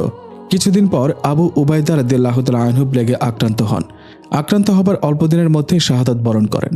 আবু উবাইদা রাদিয়াল্লাহু তাআলা আনহু ছিলেন জান্নাতের সুসংবাদপ্রাপ্ত সাহাবী, আশারায়ে মুবাশশারার একজন। রাসূল সাল্লাল্লাহু আলাইহি ওয়াসাল্লামের ইন্তেকালের পর খলিফা নির্বাচনের প্রসঙ্গ উঠলে আবু বকর রাদিয়াল্লাহু তাআলা আনহু আবু উবাইদাকে প্রস্তাব করেন। ওমর রাদিয়াল্লাহু তাআলা আনহু ইন্তেকালের আগে কে পরবর্তী খলিফা হবেন এই প্রশ্ন উঠলে তিনি বলেন, যদি আবু উবাইদা বেঁচে থাকতেন তাহলে কোনো কিছু না ভেবে তাকেই খলিফা বানাতাম। আবু উবাইদা রাদিয়াল্লাহু তাআলা আনহুর ইন্তেকালের পর সেনাপতি হন রাসূল সাল্লাল্লাহু আলাইহি ওয়াসাল্লামের আরেক প্রিয় সাহাবী মুআজ ইবনে জাবাল রাদিয়াল্লাহু তাআলা আনহু। সবাই তখন প্লেগের আতঙ্কে ভীত সন্ত্রস্ত। নতুন সেনাপতি হবার পর মুআজ রাদিয়াল্লাহু তাআলা আনহু বলেন, এই প্লেগ আল্লাহর পক্ষ থেকে কোনো মুসিবত নয়, বরং তার রহমত এবং নবীর দোয়া। হে আল্লাহ, এই রহমত আমার ঘরেও পাঠাও এবং আমাকেও এর যথেষ্ট অংশ দান করুন। হায়াতুস সাহাবা 2/582। কিছুদিনের মধ্যে তার প্রিয় পুত্র প্লেগে আক্রান্ত হয়ে শহীদ হন। তার 2 স্ত্রী শহীদ হন। অবশেষে তার হাতের একটা আঙ্গুলে ফোড়া বের হয়। এটা দেখে মুআজ রাদিয়াল্লাহু তাআলা আনহু অত্যন্ত খুশি হন। আনন্দে বলেন, দুনিয়ার সকল সম্পদের তুলনায় মূল্যহীন। অল্প দিনের মধ্যে তিনিও প্লেগে আক্রান্ত হয়ে শহীদ হন। আসহাবে রাসূলের জীবন কথা 3/151 থেকে 52। তাউন ই আমওয়াজ এর ফলে সিরিয়ার প্রায় 25,000 মুসলমানের মৃত্যু হয়, কারো মতে 30,000। তাদের মধ্যে আবু উবাইদা রাদিয়াল্লাহু তাআলা আনহু, মুআজ ইবনে জাবাল রাদিয়াল্লাহু তাআলা আনহু ছাড়াও আরও ছিলেন হারিস ইবনে হিশাম রাদিয়াল্লাহু তাআলা আনহু, ইতিহাস খ্যাত সেনাপতি সুরাহবিল ইবনে হাসানা রাদিয়াল্লাহু তাআলা আনহু, ইয়াজিদ ইবনে আবু সুফিয়ান, ইবনে আব্বাস ইবনে আব্দুল মুত্তালিব রাদিয়াল্লাহু তাআলা আনহু। ইসলামের প্রথম যুগে ইসলাম গ্রহণ করা সাহাবী আবু জান্দাল ইবনে সুহাইল রাদিয়াল্লাহু তাআলা আনহু এর নাম উল্লেখযোগ্য। আল বিদায়া ওয়ান নিহায়া খণ্ড 7। লক্ষ্য করুন, হযরত ওমর রাদিয়াল্লাহু তাআলা আনহু ছিলেন যুগের শ্রেষ্ঠ শাসক। তার শাসনামলকে বলা হয় ইসলামী শাসনের স্বর্ণযুগ। তাহলে প্রশ্ন আসতে পারে যে শ্রেষ্ঠ শাসকের সেরা সময়ে এরকম মহামারী কি হতে পারে? উত্তর, হ্যাঁ পারে। বিষয়টা এরকম নয় যে আদর্শ শাসকদের আদর্শ সময় এ সব কিছু আদর্শভাবেই চলবে, কোনো বিপদ হবে না। বিষয়টা হলো দুর্যোগের প্রতি আমাদের দৃষ্টিভঙ্গি এবং সেই অনুযায়ী আমাদের কর্মপন্থার। রাসূল সাল্লাল্লাহু আলাইহি ওয়াসাল্লাম প্লেগ সম্পর্কে বলেন, এটা হচ্ছে একটা আযাব। আল্লাহ তার বান্দাদের মধ্যে যাদের ওপর ইচ্ছা তাদের ওপর তা প্রেরণ করেন, তবে আল্লাহ মুমিনদের জন্য তা রহমত স্বরূপ করে দিয়েছেন। কোনো ব্যক্তি যদি প্লেগে আক্রান্ত জায়গায় সওয়াবের আশায় ধৈর্য ধরে অবস্থান করে এবং তার অন্তরে দৃঢ় বিশ্বাস থাকে যে আল্লাহ তকদিরে যা লিখে রেখেছেন তাই হবে, তাহলে সে একজন শহীদের সওয়াব পাবে। সহিহ বুখারী শরীফে হাদিস নাম্বার 3474। রাসূল সাল্লাল্লাহু আলাইহি ওয়াসাল্লাম আরও বলেন, প্লেগ মহামারীতে মৃত্যু হওয়া প্রত্যেক মুসলিমের জন্য শাহাদাত। সহিহ বুখারী শরীফে হাদিস নাম্বার 2830। মহামারী যুগে যুগে জোবাইদা হোসেন। কিন্তু বর্তমান সময়ে আমাদের করণীয় কি? প্রথমত, আল্লাহর ওপর আমাদের তাওয়াক্কুল করতে হবে। দ্বিতীয়ত, সর্বোচ্চ সতর্কতা অবলম্বন করতে হবে। এখন কেউ যদি বলে আল্লাহ বাঁচালে আমাকে এমনিতেই বাঁচাবে, তাহলে এটা তাওয়াক্কুলের অন্তর্ভুক্ত হলো না। কারণ একটি হাদিসে এসেছে, এক ব্যক্তি বলল, হে আল্লাহ রাসূল, আমি উট বেঁধে আল্লাহর উপর ভরসা করব নাকি ছেড়ে দিয়ে? উত্তরে মহানবী সাল্লাল্লাহু আলাইহি ওয়াসাল্লাম বললেন, তুমি সেটা বেঁধে আল্লাহর উপর ভরসা করো। তিরমিজি শরীফে হাদিস নাম্বার 2517। গরমের ভেতর শেরওয়ানি গায়ে বসে থাকা যেখানে দায় পড়েছে, সেখানে চারপাশে কিছু উটকো ঝামেলা নিয়ে খানিকক্ষণ বসে মেজাজ সপ্তমে উঠে গেছে আবরারের। এজন্যই গ্রামের মেয়েদের পছন্দ নয় তার। কি আছে তার মাঝে? সে কি চিড়িয়াখানার কোনো জন্তু নাকি? তাকে ঘিরে কেন এত হইচই? আর কেনই বা সবাই অদ্ভুত দৃষ্টিতে তার দিকে তাকিয়ে আছে? নিজেকে সামলানোর চেষ্টায় ব্যর্থ হয়ে বসা থেকে উঠে দরজার দিকে অগ্রসর হতেই ওর মা এসে ওর হাত ধরে ওর আসনে আবার বসিয়ে দেন। অবশেষে বিয়েটার হয়েই গেল। তোফার বাবা মা দাদি তাদের আনন্দ পুরোটাই উগরে দিলেন বিয়েতে। মাত্র 7 দিনের মাথায় কনে দেখা থেকে শুরু করে বিয়ে পর্যন্ত গড়ালো। তোফার বাবা আবরারের হাত ধরে কেঁদে বললেন, বড় আদরের মেয়ে আমার, ও ভুল করলে মাফ করে দিও বাবা, ওরে কষ্ট দিও না, কোনো কিছু ভুল হলে শিখিয়ে দিও। আবরার কোনো মতে তার হাত ছাড়িয়ে গাড়িতে উঠে বসে। আবরারের বাবা তোফার বাবাকে সান্ত্বনা দিয়ে অপর গাড়িতে উঠে বসেন। একটু পরেই তোফাও আবরারের গাড়িতে উঠে বসে। চোখ থেকে তার অঝোর ধারায় পানি পড়ছে। মা বাবা আর দাদিও কেঁদে চলেছেন। শ্বশুর বাড়িতে এসে শাশুড়ির হাত ধরে নিজের নতুন সংসারে প্রবেশ করে তোফা। বৌমা, এটা খাও তো। শাশুড়ির কণ্ঠস্বর শুনে সামনের দিকে তাকাতেই তিনি আবারও বললেন, কি হলো, নাও। জামাইয়ের খাওয়া দুধ একটু হলেও খেতে হয়। অর্ধপূর্ণ দুধের গ্লাস হাতে নিয়ে খেয়ে আবারও ফিরিয়ে দিল তোফা। তারপর আর চোখে পাশের মানুষটির দিকে তাকাতেই বুকের ভেতরটা টিপটিপ করে উঠল। বেশ উঁচু স্বাস্থ্যবান পুরুষই বলা চলে লোকটিকে। শ্যামবর্ণের শরীরের রঙের সাথে মুখ ভর্তি খোঁচা খোঁচা কালো দাড়িতে তাকে দেখতে মন্দ লাগছে না। বেশ কিছুক্ষণ যাবৎ লোকটির পাশে বসে থাকলেও চোখ উঁচিয়ে তাকে দেখার সাহস হয়ে উঠছিল না তার। কোথাও একটু জড়তা কাজ করছিল। এই প্রথম সে আবরারকে দেখল। সেদিন সে একবারও আবরারের দিকে তাকায়নি। রাতের খাবার খেয়ে বারান্দা ধরে সামনে এগোলো আবরার। বুকের ভেতরটায় প্রচুর ছটফট করছে তার। মনে চলা কথাগুলো দ্রুত গতিতে বারবার কানে এসে ঠেকছে। এমনটা তার সঙ্গে শেষ কবে হয়েছিল মনে করার চেষ্টা করলো সে। দেশ ছেড়ে প্রথম যেদিন পা রেখেছিল বিদেশের মাটিতে, সেদিনই মনে হয় এরকম অদ্ভুত অনুভূতি হচ্ছিল তার। নিজের দেশ ফেলে অচেনা এক দেশে পাড়ি জমানোয় অদ্ভুত এই অনুভূতি হওয়াটা অস্বাভাবিক ছিল না। তবে আজ ঠিক কেন এমন অদ্ভুত অনুভূতি হচ্ছে তার? শোনো মা, আজকে থেকে এই সংসার তোমার। তুমি যদি ধীরে ধীরে এই সংসারের সবকিছু বুঝে নাও, তাহলে আমি একটু শান্তি পাবো। আর আমার ছেলেটা অনেক রাগী, ওর কথায় কখনো রাগ করবে না। ইদানিং ও একটু বেশি রাগ দেখায়। তবে মারে, ও অনেক ভালো। আমার বিশ্বাস তুই সবকিছু সামলে নিবি। জি মা, দোয়া করবেন আমার জন্য। তারপর তোফার শাশুড়ি আয়েশা বেগম সাইদাকে ডেকে তোফাকে ওর রুম দেখিয়ে দেওয়ার জন্য বললেন। তোফাকে নিয়ে সাইদা বিশাল বড় একটা রুমের মধ্যে আসে। পুরো রুমটাকে গোলাপ, রজনীগন্ধা আর গাঁদা ফুল দিয়ে সাজানো হয়েছে। বিশাল গোল খাটটার ওপর যে চাদর ঝুলানো হয়েছে তা এক কথায় অপূর্ব। কার্পেটের রংটাও চমৎকার। দেওয়ালে অসংখ্য ছবি টানানো হয়েছে। ছবিগুলো দেখে সাইদাকে উদ্দেশ্য করে তোফা বলল, এই সাইদা, তোমরা কি জানো না, ঘরে এরকম ছবি থাকলে রহমতের ফেরেশতা আসে না, নামাজ হয় না। তাছাড়া বাচ্চাদের খেলনা, মূর্তি, ব্যাগ, জুতা ইত্যাদিতে ছবি থাকলে সেই ঘরে নামাজ হয় না। হাদিসে আবু তালহা রাদিয়াল্লাহু তাআলা আনহু হতে বর্ণিত, রাসূলুল্লাহ সাল্লাল্লাহু আলাইহি ওয়াসাল্লাম বলেছেন, সেই ঘরে রহমতের ফেরেশতা প্রবেশ করেন না যে ঘরে কুকুর থাকে, এবং সে ঘরেও নয় যে ঘরে ছবি বা মূর্তি থাকে। বুখারী ও মুসলিম শরীফের হাদিস। অধিকাংশ আলেমের মতে মাসালা হলো যাবতীয় প্রাণীর মূর্তি বানানো বা ঘরে রাখা বা তার ছবি রাখা সর্বাবস্থা নাজায়েজ, এবং ওই সমস্ত ঘরে রহমতের ফেরেশতা প্রবেশ করবে না। আর রহমতের ফেরেশতা প্রবেশ না করলে সেই ঘরে দিনদারি থাকে না। মূর্তি যে কোনো প্রাণীরই হোক তা রাখা হারাম। হাদিসে আছে, আয়েশা রাদিয়াল্লাহু তাআলা আনহুর নিকট কিছু পর্দার কাপড় ছিল, তা দিয়ে তিনি ঘরের একদিকে পর্দা করেন। রাসূলুল্লাহ সাল্লাল্লাহু আলাইহি ওয়াসাল্লাম তাকে বললেন, আমার থেকে এটা সরিয়ে নাও, কেননা এর ছবিগুলো সালাতের মধ্যে আমাকে বাধার সৃষ্টি করে। সহিহ বুখারী শরীফে হাদিস নাম্বার 5534। অতএব এই সমস্ত ঘরে নামাজ পড়লে নামাজ আদায় হবে, তবে নামাজ মাকরুহ হবে।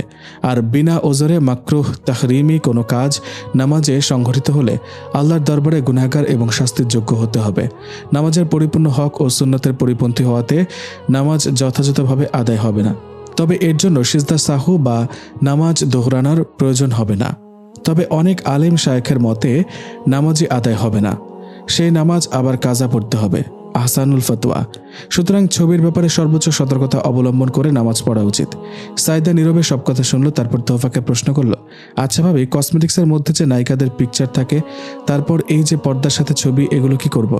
শোনো সাইদা, হাদিসে আবু হুরায়রা রাদিয়াল্লাহু তাআলা আনহু হতে বর্ণিত, তিনি বলেন, রাসূলুল্লাহ সাল্লাল্লাহু আলাইহি ওয়াসাল্লাম বলেছেন, জিবরাইল আলাইহিস সালাম আমার নিকট এসে বললেন, গতরাতে আমি আপনার নিকটে এসেছিলাম, কিন্তু আপনার অবস্থানরত ঘরের দরজায় একটি পুরুষের প্রতিকৃতি ঘরের মধ্যে প্রাণীর ছবিযুক্ত একটি সূক্ষ্ম কাপড়ের পর্দা এবং একটি কুকুর আমাকে ভিতরে প্রবেশ করতে বাধা প্রদান করেছে।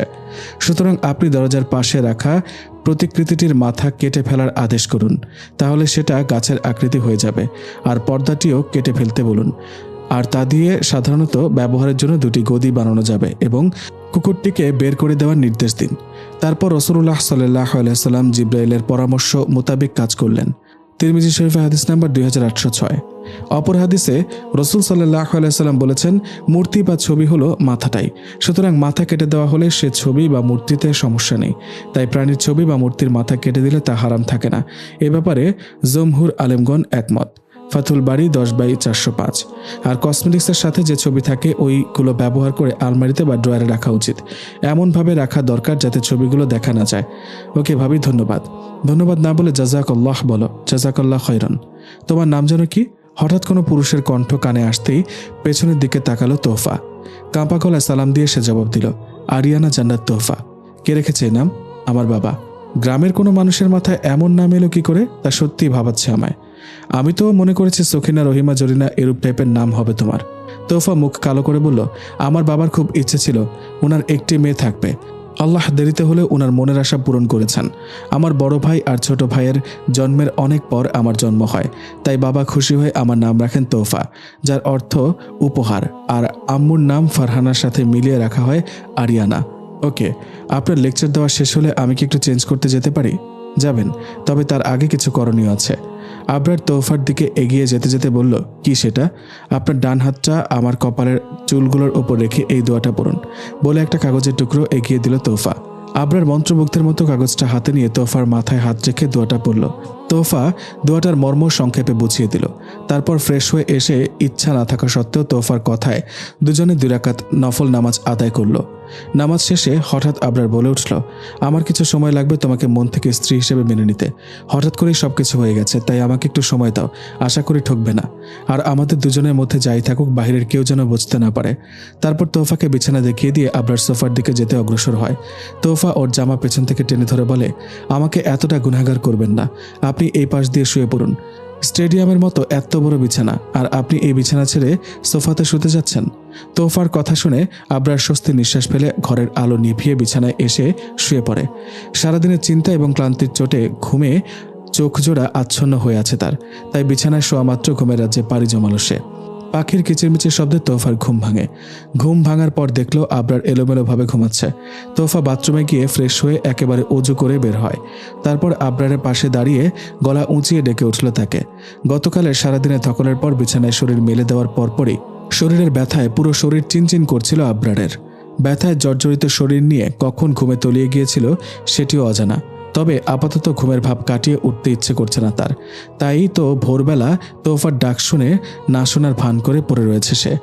শেষ পর্যায়ে ওকে বকা দিয়ে ওর মুখ বন্ধ করেছে। তোহফা নামাজ শেষে কিছুক্ষণ দোয়া দুরুদ পাঠ করে বারান্দায় দাঁড়িয়েই আবরারের কথা ভাবছিল। লোকটা এমন কেন? এই ভালো তো এই খারাপ। গতকাল এক গাড়িতে করে এত দূর আসার পরও তোহফার সাথে কোনো কথা বলেনি। আবার রাতেও ওর সাথে কত সুন্দর করে কথা বলল। এখন নামাজের জন্য ওকে ডাকায় কত কথা শোনালো। হঠাৎ শাশুড়ি মায়ের ডাক শুনে সে বারান্দা থেকে ভেতরে এসে দরজা খুলে দেয়। আয়েশা বেগম এক নজর ছেলের বউকে আদ্যপান্ত দেখে তিনি বললেন, আবরার তোমার সঙ্গে কোনো বাজে ব্যবহার করেছে? হঠাৎ এমন প্রশ্নে ঘাবড়ে যায় তোহফা। ঢোক চেপে ধীর গলায় সে বলল, না মা। অস্থির মনে শান্তি ফিরে পেলেন আয়েশা বেগম। এগিয়ে এসে তোহফার চুলে হাত রেখে বললেন, গোসল করনি এখনো? না মা। কেন? আয়েশা বেগমের ছোড়া প্রশ্নের কি জবাব দেবে বুঝে উঠতে পারল না তোহফা। নিচের দিকে তাকিয়ে সে হাতের নখ কচলাতে শুরু করতেই আয়েশা বেগম বললেন, পাক পবিত্রতা আল্লাহর নিয়ামতের অংশ। সবসময় গোসল করে নাপাক শরীর পবিত্র করে নিবে, বুঝেছ মা? তোহফা মাথা নেড়ে সম্মতি জানায়। তারপর ছেলের ঘুমন্ত মুখের দিকে তাকিয়ে ঠোঁটে হালকা হাসি রেখা ফুটিয়ে বললেন, ওকে ডাকার দরকার নেই, তুমি একটু পর নিচে এসো। তোহফা মাথা নেড়ে সম্মতি জানায়। একটু পর শ্বশুরের ঘরে গেল তোহফা। শ্বশুর সাহেব ওর সাথে আন্তরিক ব্যবহার করলেন। তারপর সাইদার রুমে এলে সে শুনতে পায় সাইদা মন খারাপ করে কারোর সাথে মোবাইলে কথা বলছে। সাইদা ফোন রাখার পর ওর মন খারাপের কারণ জিজ্ঞেস করলে সাইদা জবাব দেয়, ভাবি আজ না 1 এপ্রিল? আমরা বান্ধবীরা সবাই এই দিনকে কেন্দ্র করে কত প্ল্যান করেছিলাম, কিন্তু মা আজ যেতে দিচ্ছে না। ওহ, সামান্য এই কারণে আমার ননদিনীর মন খারাপ? শোনো সাইদা, আজ 1 এপ্রিল, যা আমরা এপ্রিল ফুল হিসেবে পালন করি। বসো এখানে। একজন মুসলিম হিসেবে বা যে কোনো মানুষ হিসেবে এই দিবস পালন করা ঠিক কিনা এই সম্পর্কে তোমাকে বলবো। ইতিহাস বলছে এপ্রিল ফুল মুসলিম ইতিহাসের এক হৃদয় বিতারক ঘটনা। দুঃখজনক হলেও সত্যি যে পাশ্চাত্যের কায়দায় মুসলিম দেশগুলোতেও প্রতি বছর কিছু লোক এপ্রিল ফুল ডে পালন করে যাচ্ছে অবলীলায়। ভাগ্যের নির্মম পরিহাস, আজ বহু মুসলিম সে ইতিহাস ভুলে গিয়ে এপ্রিলের প্রথম দিনটিতে স্বচ্ছন্দে অংশগ্রহণ করছেন এবং প্রচুর কৌতুক ও রঙ্গরসিকতা উপভোগ করছেন। সে দিনটা ছিল 1492 সালের 1 এপ্রিল।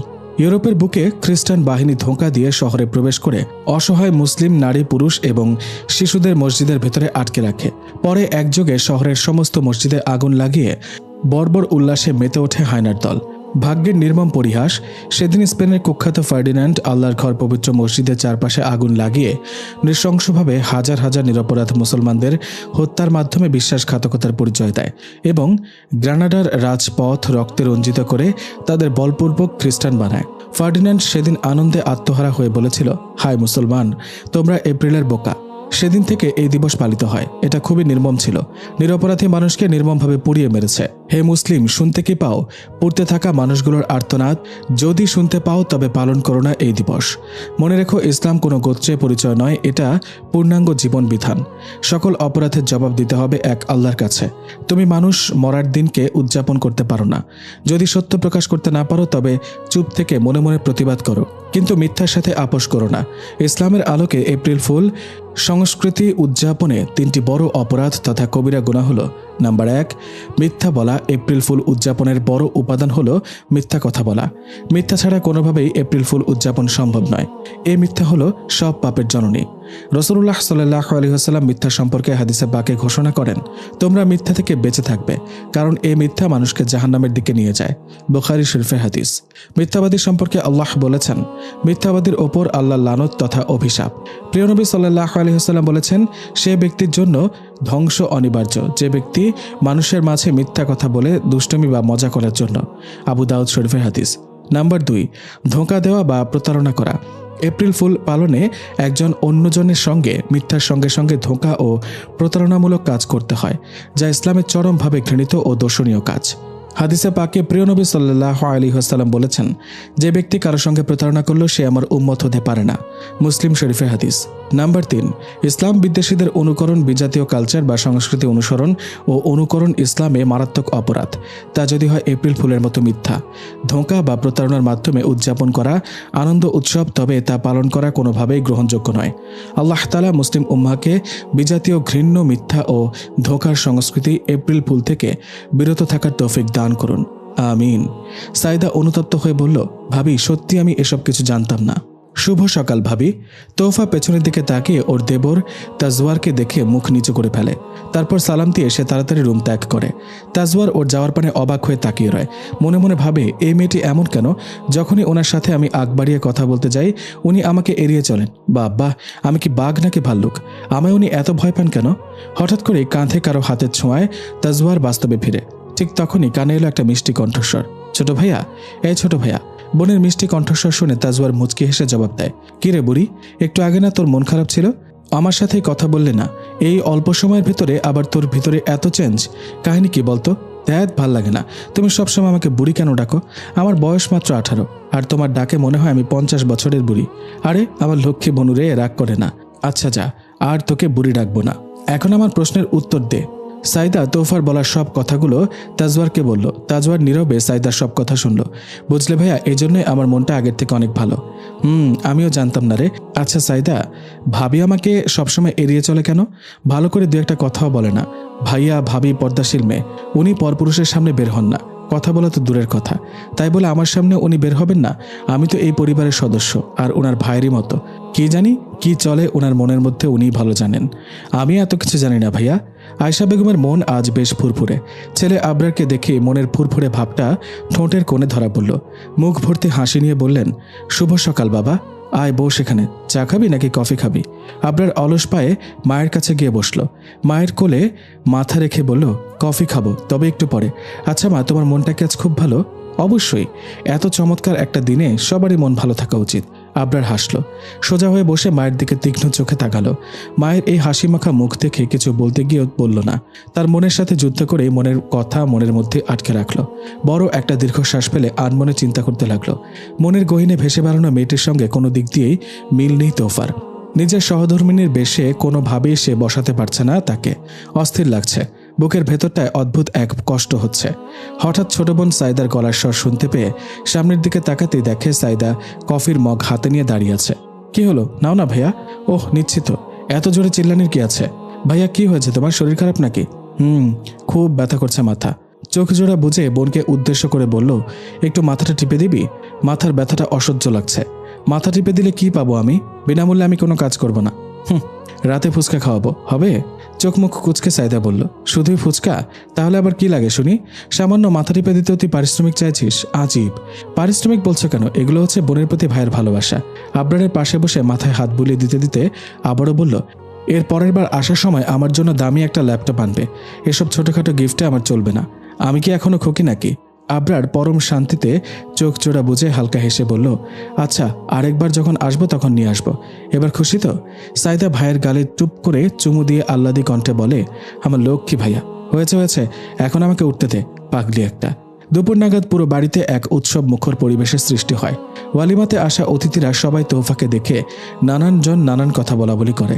তোফা সবার সাথে মুচকি হেসে কথা বলে। সুন্দরভাবেই আবরারের ওয়ালিমা সম্পন্ন হয়। ওয়ালিমা শেষে বিদায় নেবার আগে তোফা ওর বাবাকে জড়িয়ে ধরে অনেকক্ষণ কান্না করে। ওর বাবা ওকে নানান উপদেশ দিয়ে যান। সেও কান্নামাখা মুখে হাসি ফুটিয়ে বাবার সব উপদেশ শ্রবণ করে। সারাদিনের ব্যস্ততা শেষে তোফা ওর রুমে এসে স্বস্তির নিঃশ্বাস ফেলে। ভারী শাড়ি বদলে সে একটা সুন্দর আকাশি রঙের সুতি শাড়ি পরে। এটা ওকে ওর দাদি দিয়েছেন। চোখে বরাবরের মতোই কাজল দেয়া। আবরার টুকটুক করে নক করে ভেতরে প্রবেশ করে। তারপর তোফাকে উদ্দেশ্য করে বলে, দেখো, রাগের মাথায় সকালবেলা তোমাকে বকা দিয়েছি। আমার ভুল হয়ে গেছে, প্লিজ আমাকে মাফ করে দিও। আর কোনোদিন এত ভোরবেলায় আমাকে আর ডেকো না। আমার এত ভোরে ওঠার অভ্যাস নেই। আর নামাজ তো প্রতি শুক্রবারে পড়ি। শুক্রবার ব্যতীত আমি ফ্রি থাকি না। নীরবতা ভেঙে তোফা বলে উঠল, আমি রাগ করিনি। আমি আমার দায়িত্ব পালন করেছি। আপনি আর কি অজুহাত দেখাবেন? আপনার মতোই অনেকে নামাজ পড়তে বিভিন্ন অজুহাত দেখায়। বেনামাজিদের কিছু ভয়ানক কথা যা শুনলে গা শিউরে ওঠে। ঘটনা 1, আপা, সময় হয়ে গেছে, সালাত আদায় করবেন না? ইনশাল্লাহ। তাহলে একসাথেই পড়ি চলুন। না মানে ইনশাল্লাহ পড়ব, যখন সুযোগ পাবো পড়ে নিব, এখন সময় নেই। ঘটনা 2, আপা, সময় হয়ে গেছে, সালাত আদায় করবেন না? হ্যাঁ পড়ব। তাহলে একসাথেই পড়ি চলুন। মানে আমার হায়েজ স্টপ হয়েছে সবে মাত্র 2 দিন আগে। আরও 2 দিন যাক, তারপর পড়ব। ফরজ গোসল করার পর কি এই 2 দিনে কোনো সমস্যা ছিল? না, ছিল না। সমস্যা না থাকলে আপনার এখন সালাত আদায় করা ফরজ। আপনি বুঝবেন না, আমরা হায়েজ বন্ধ হওয়ার আরও 3 থেকে 4 দিন পর সালাত আদায় করি। ঘটনা 3, আপার সময় হয়ে গেছে, সালাত আদায় করবেন না? চলুন একসাথে পড়ি। হ্যাঁ, আপনি পড়ুন আর আমি এই তো কিছুক্ষণ পর পড়ব। কিছুক্ষণ পর? আপার সময় তো শেষ পর্যায়ে, সালাত যে এখনো বাকি, খেয়াল ছিল না। এখন আর পড়ব না, পরে কাজা পড়ে নিব। ঘটনা 4, আসেন ভাই সালাত পড়ি। না না, আপনি পড়ুন, আমার কাপড় ঠিক নেই, ব্যবস্থা আছে কাপড়ের। আহা, কাজা পড়ে নিবনে পরে। ঘটনা 5, আসেন ভাই সালাত পড়ি। দেখি, ঠিক বুঝলাম না। আপনার বুঝতে হবে না, আপনারটা আপনি পড়ে নেন। আমি আজকে 2 ওয়াক্ত পড়ি নাই, আগামীকাল থেকে পড়ব। ঘটনা 6, আসেন ভাই সালাত পড়ি। জি জি, আপনি পড়ুন। আপনি শুনুন, আমাকে বারবার সালাতের কথা বলতে আসবেন না ভাই, কিছু মনে করবেন না। সালাতের জন্য ডাকা নেকির কাজ। নেকি নাকি অন্য কিছুতে আমি ভালোই বুঝি। আপনি পড়েন তো, তাই আর কি আমাকে খোঁচাচ্ছেন, আমাকে ছোট করছেন? না, ছোট করব কেন? দাওয়াত দেওয়া তো দায়িত্ব। রাখেন আপনার দাওয়াত, নিজের ইবাদত নিজে করেন, অন্যকে বিরক্ত করবেন না। যে যে নিজের ভালোটা ঠিকই বুঝবে। অন্তর যাদের কলুষিত তারা কি বুঝবে প্রশান্তি কিসে?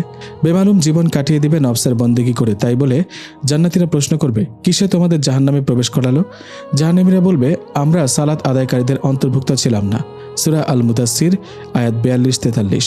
আসলে এত সকালে উঠার অভ্যাস নেই তো, আর তাছাড়া ডাক্তারি পেশা বুঝতেই পারছো, সবসময় ব্যস্ততার মধ্যে থাকে, এই জন্য নামাজ পড়তে পারি না। তোফা সামান্য হেসে বলল, কি আর বলবো আপনাকে, আসার পর থেকে যা দেখলাম, আপনাদের পরিবার খুব আধুনিক মানসিকতা সম্পন্ন। তাদের কাছে ইসলাম হলো জুমা আর 2 ঈদের নামাজ, বুড়ো বয়সে হজ করা আর লাইন ধরে জাকাত দেওয়ার মাঝে সীমাবদ্ধ। আফসোস আপনাদের মন মানসিকতা দেখে। আবরারকে উদ্দেশ্য করে ওর বাবা বললেন, বাবা বাসায় আর কয়দিন আছো? 1 দিন আছি বাবা। তা বৌমারে নিয়ে যাচ্ছ তো? আবরার কিছু সময় ভেবে বলল, জি না। কেন বাবা? ঠিক কি উত্তর দেবে ভেবে পেল না। শহরের শিক্ষিত মডার্ন একজন ডাক্তার পাড়াগাঁয়ের সাধারণ এক গাইয়া মেয়েকে বিয়ে করেছে।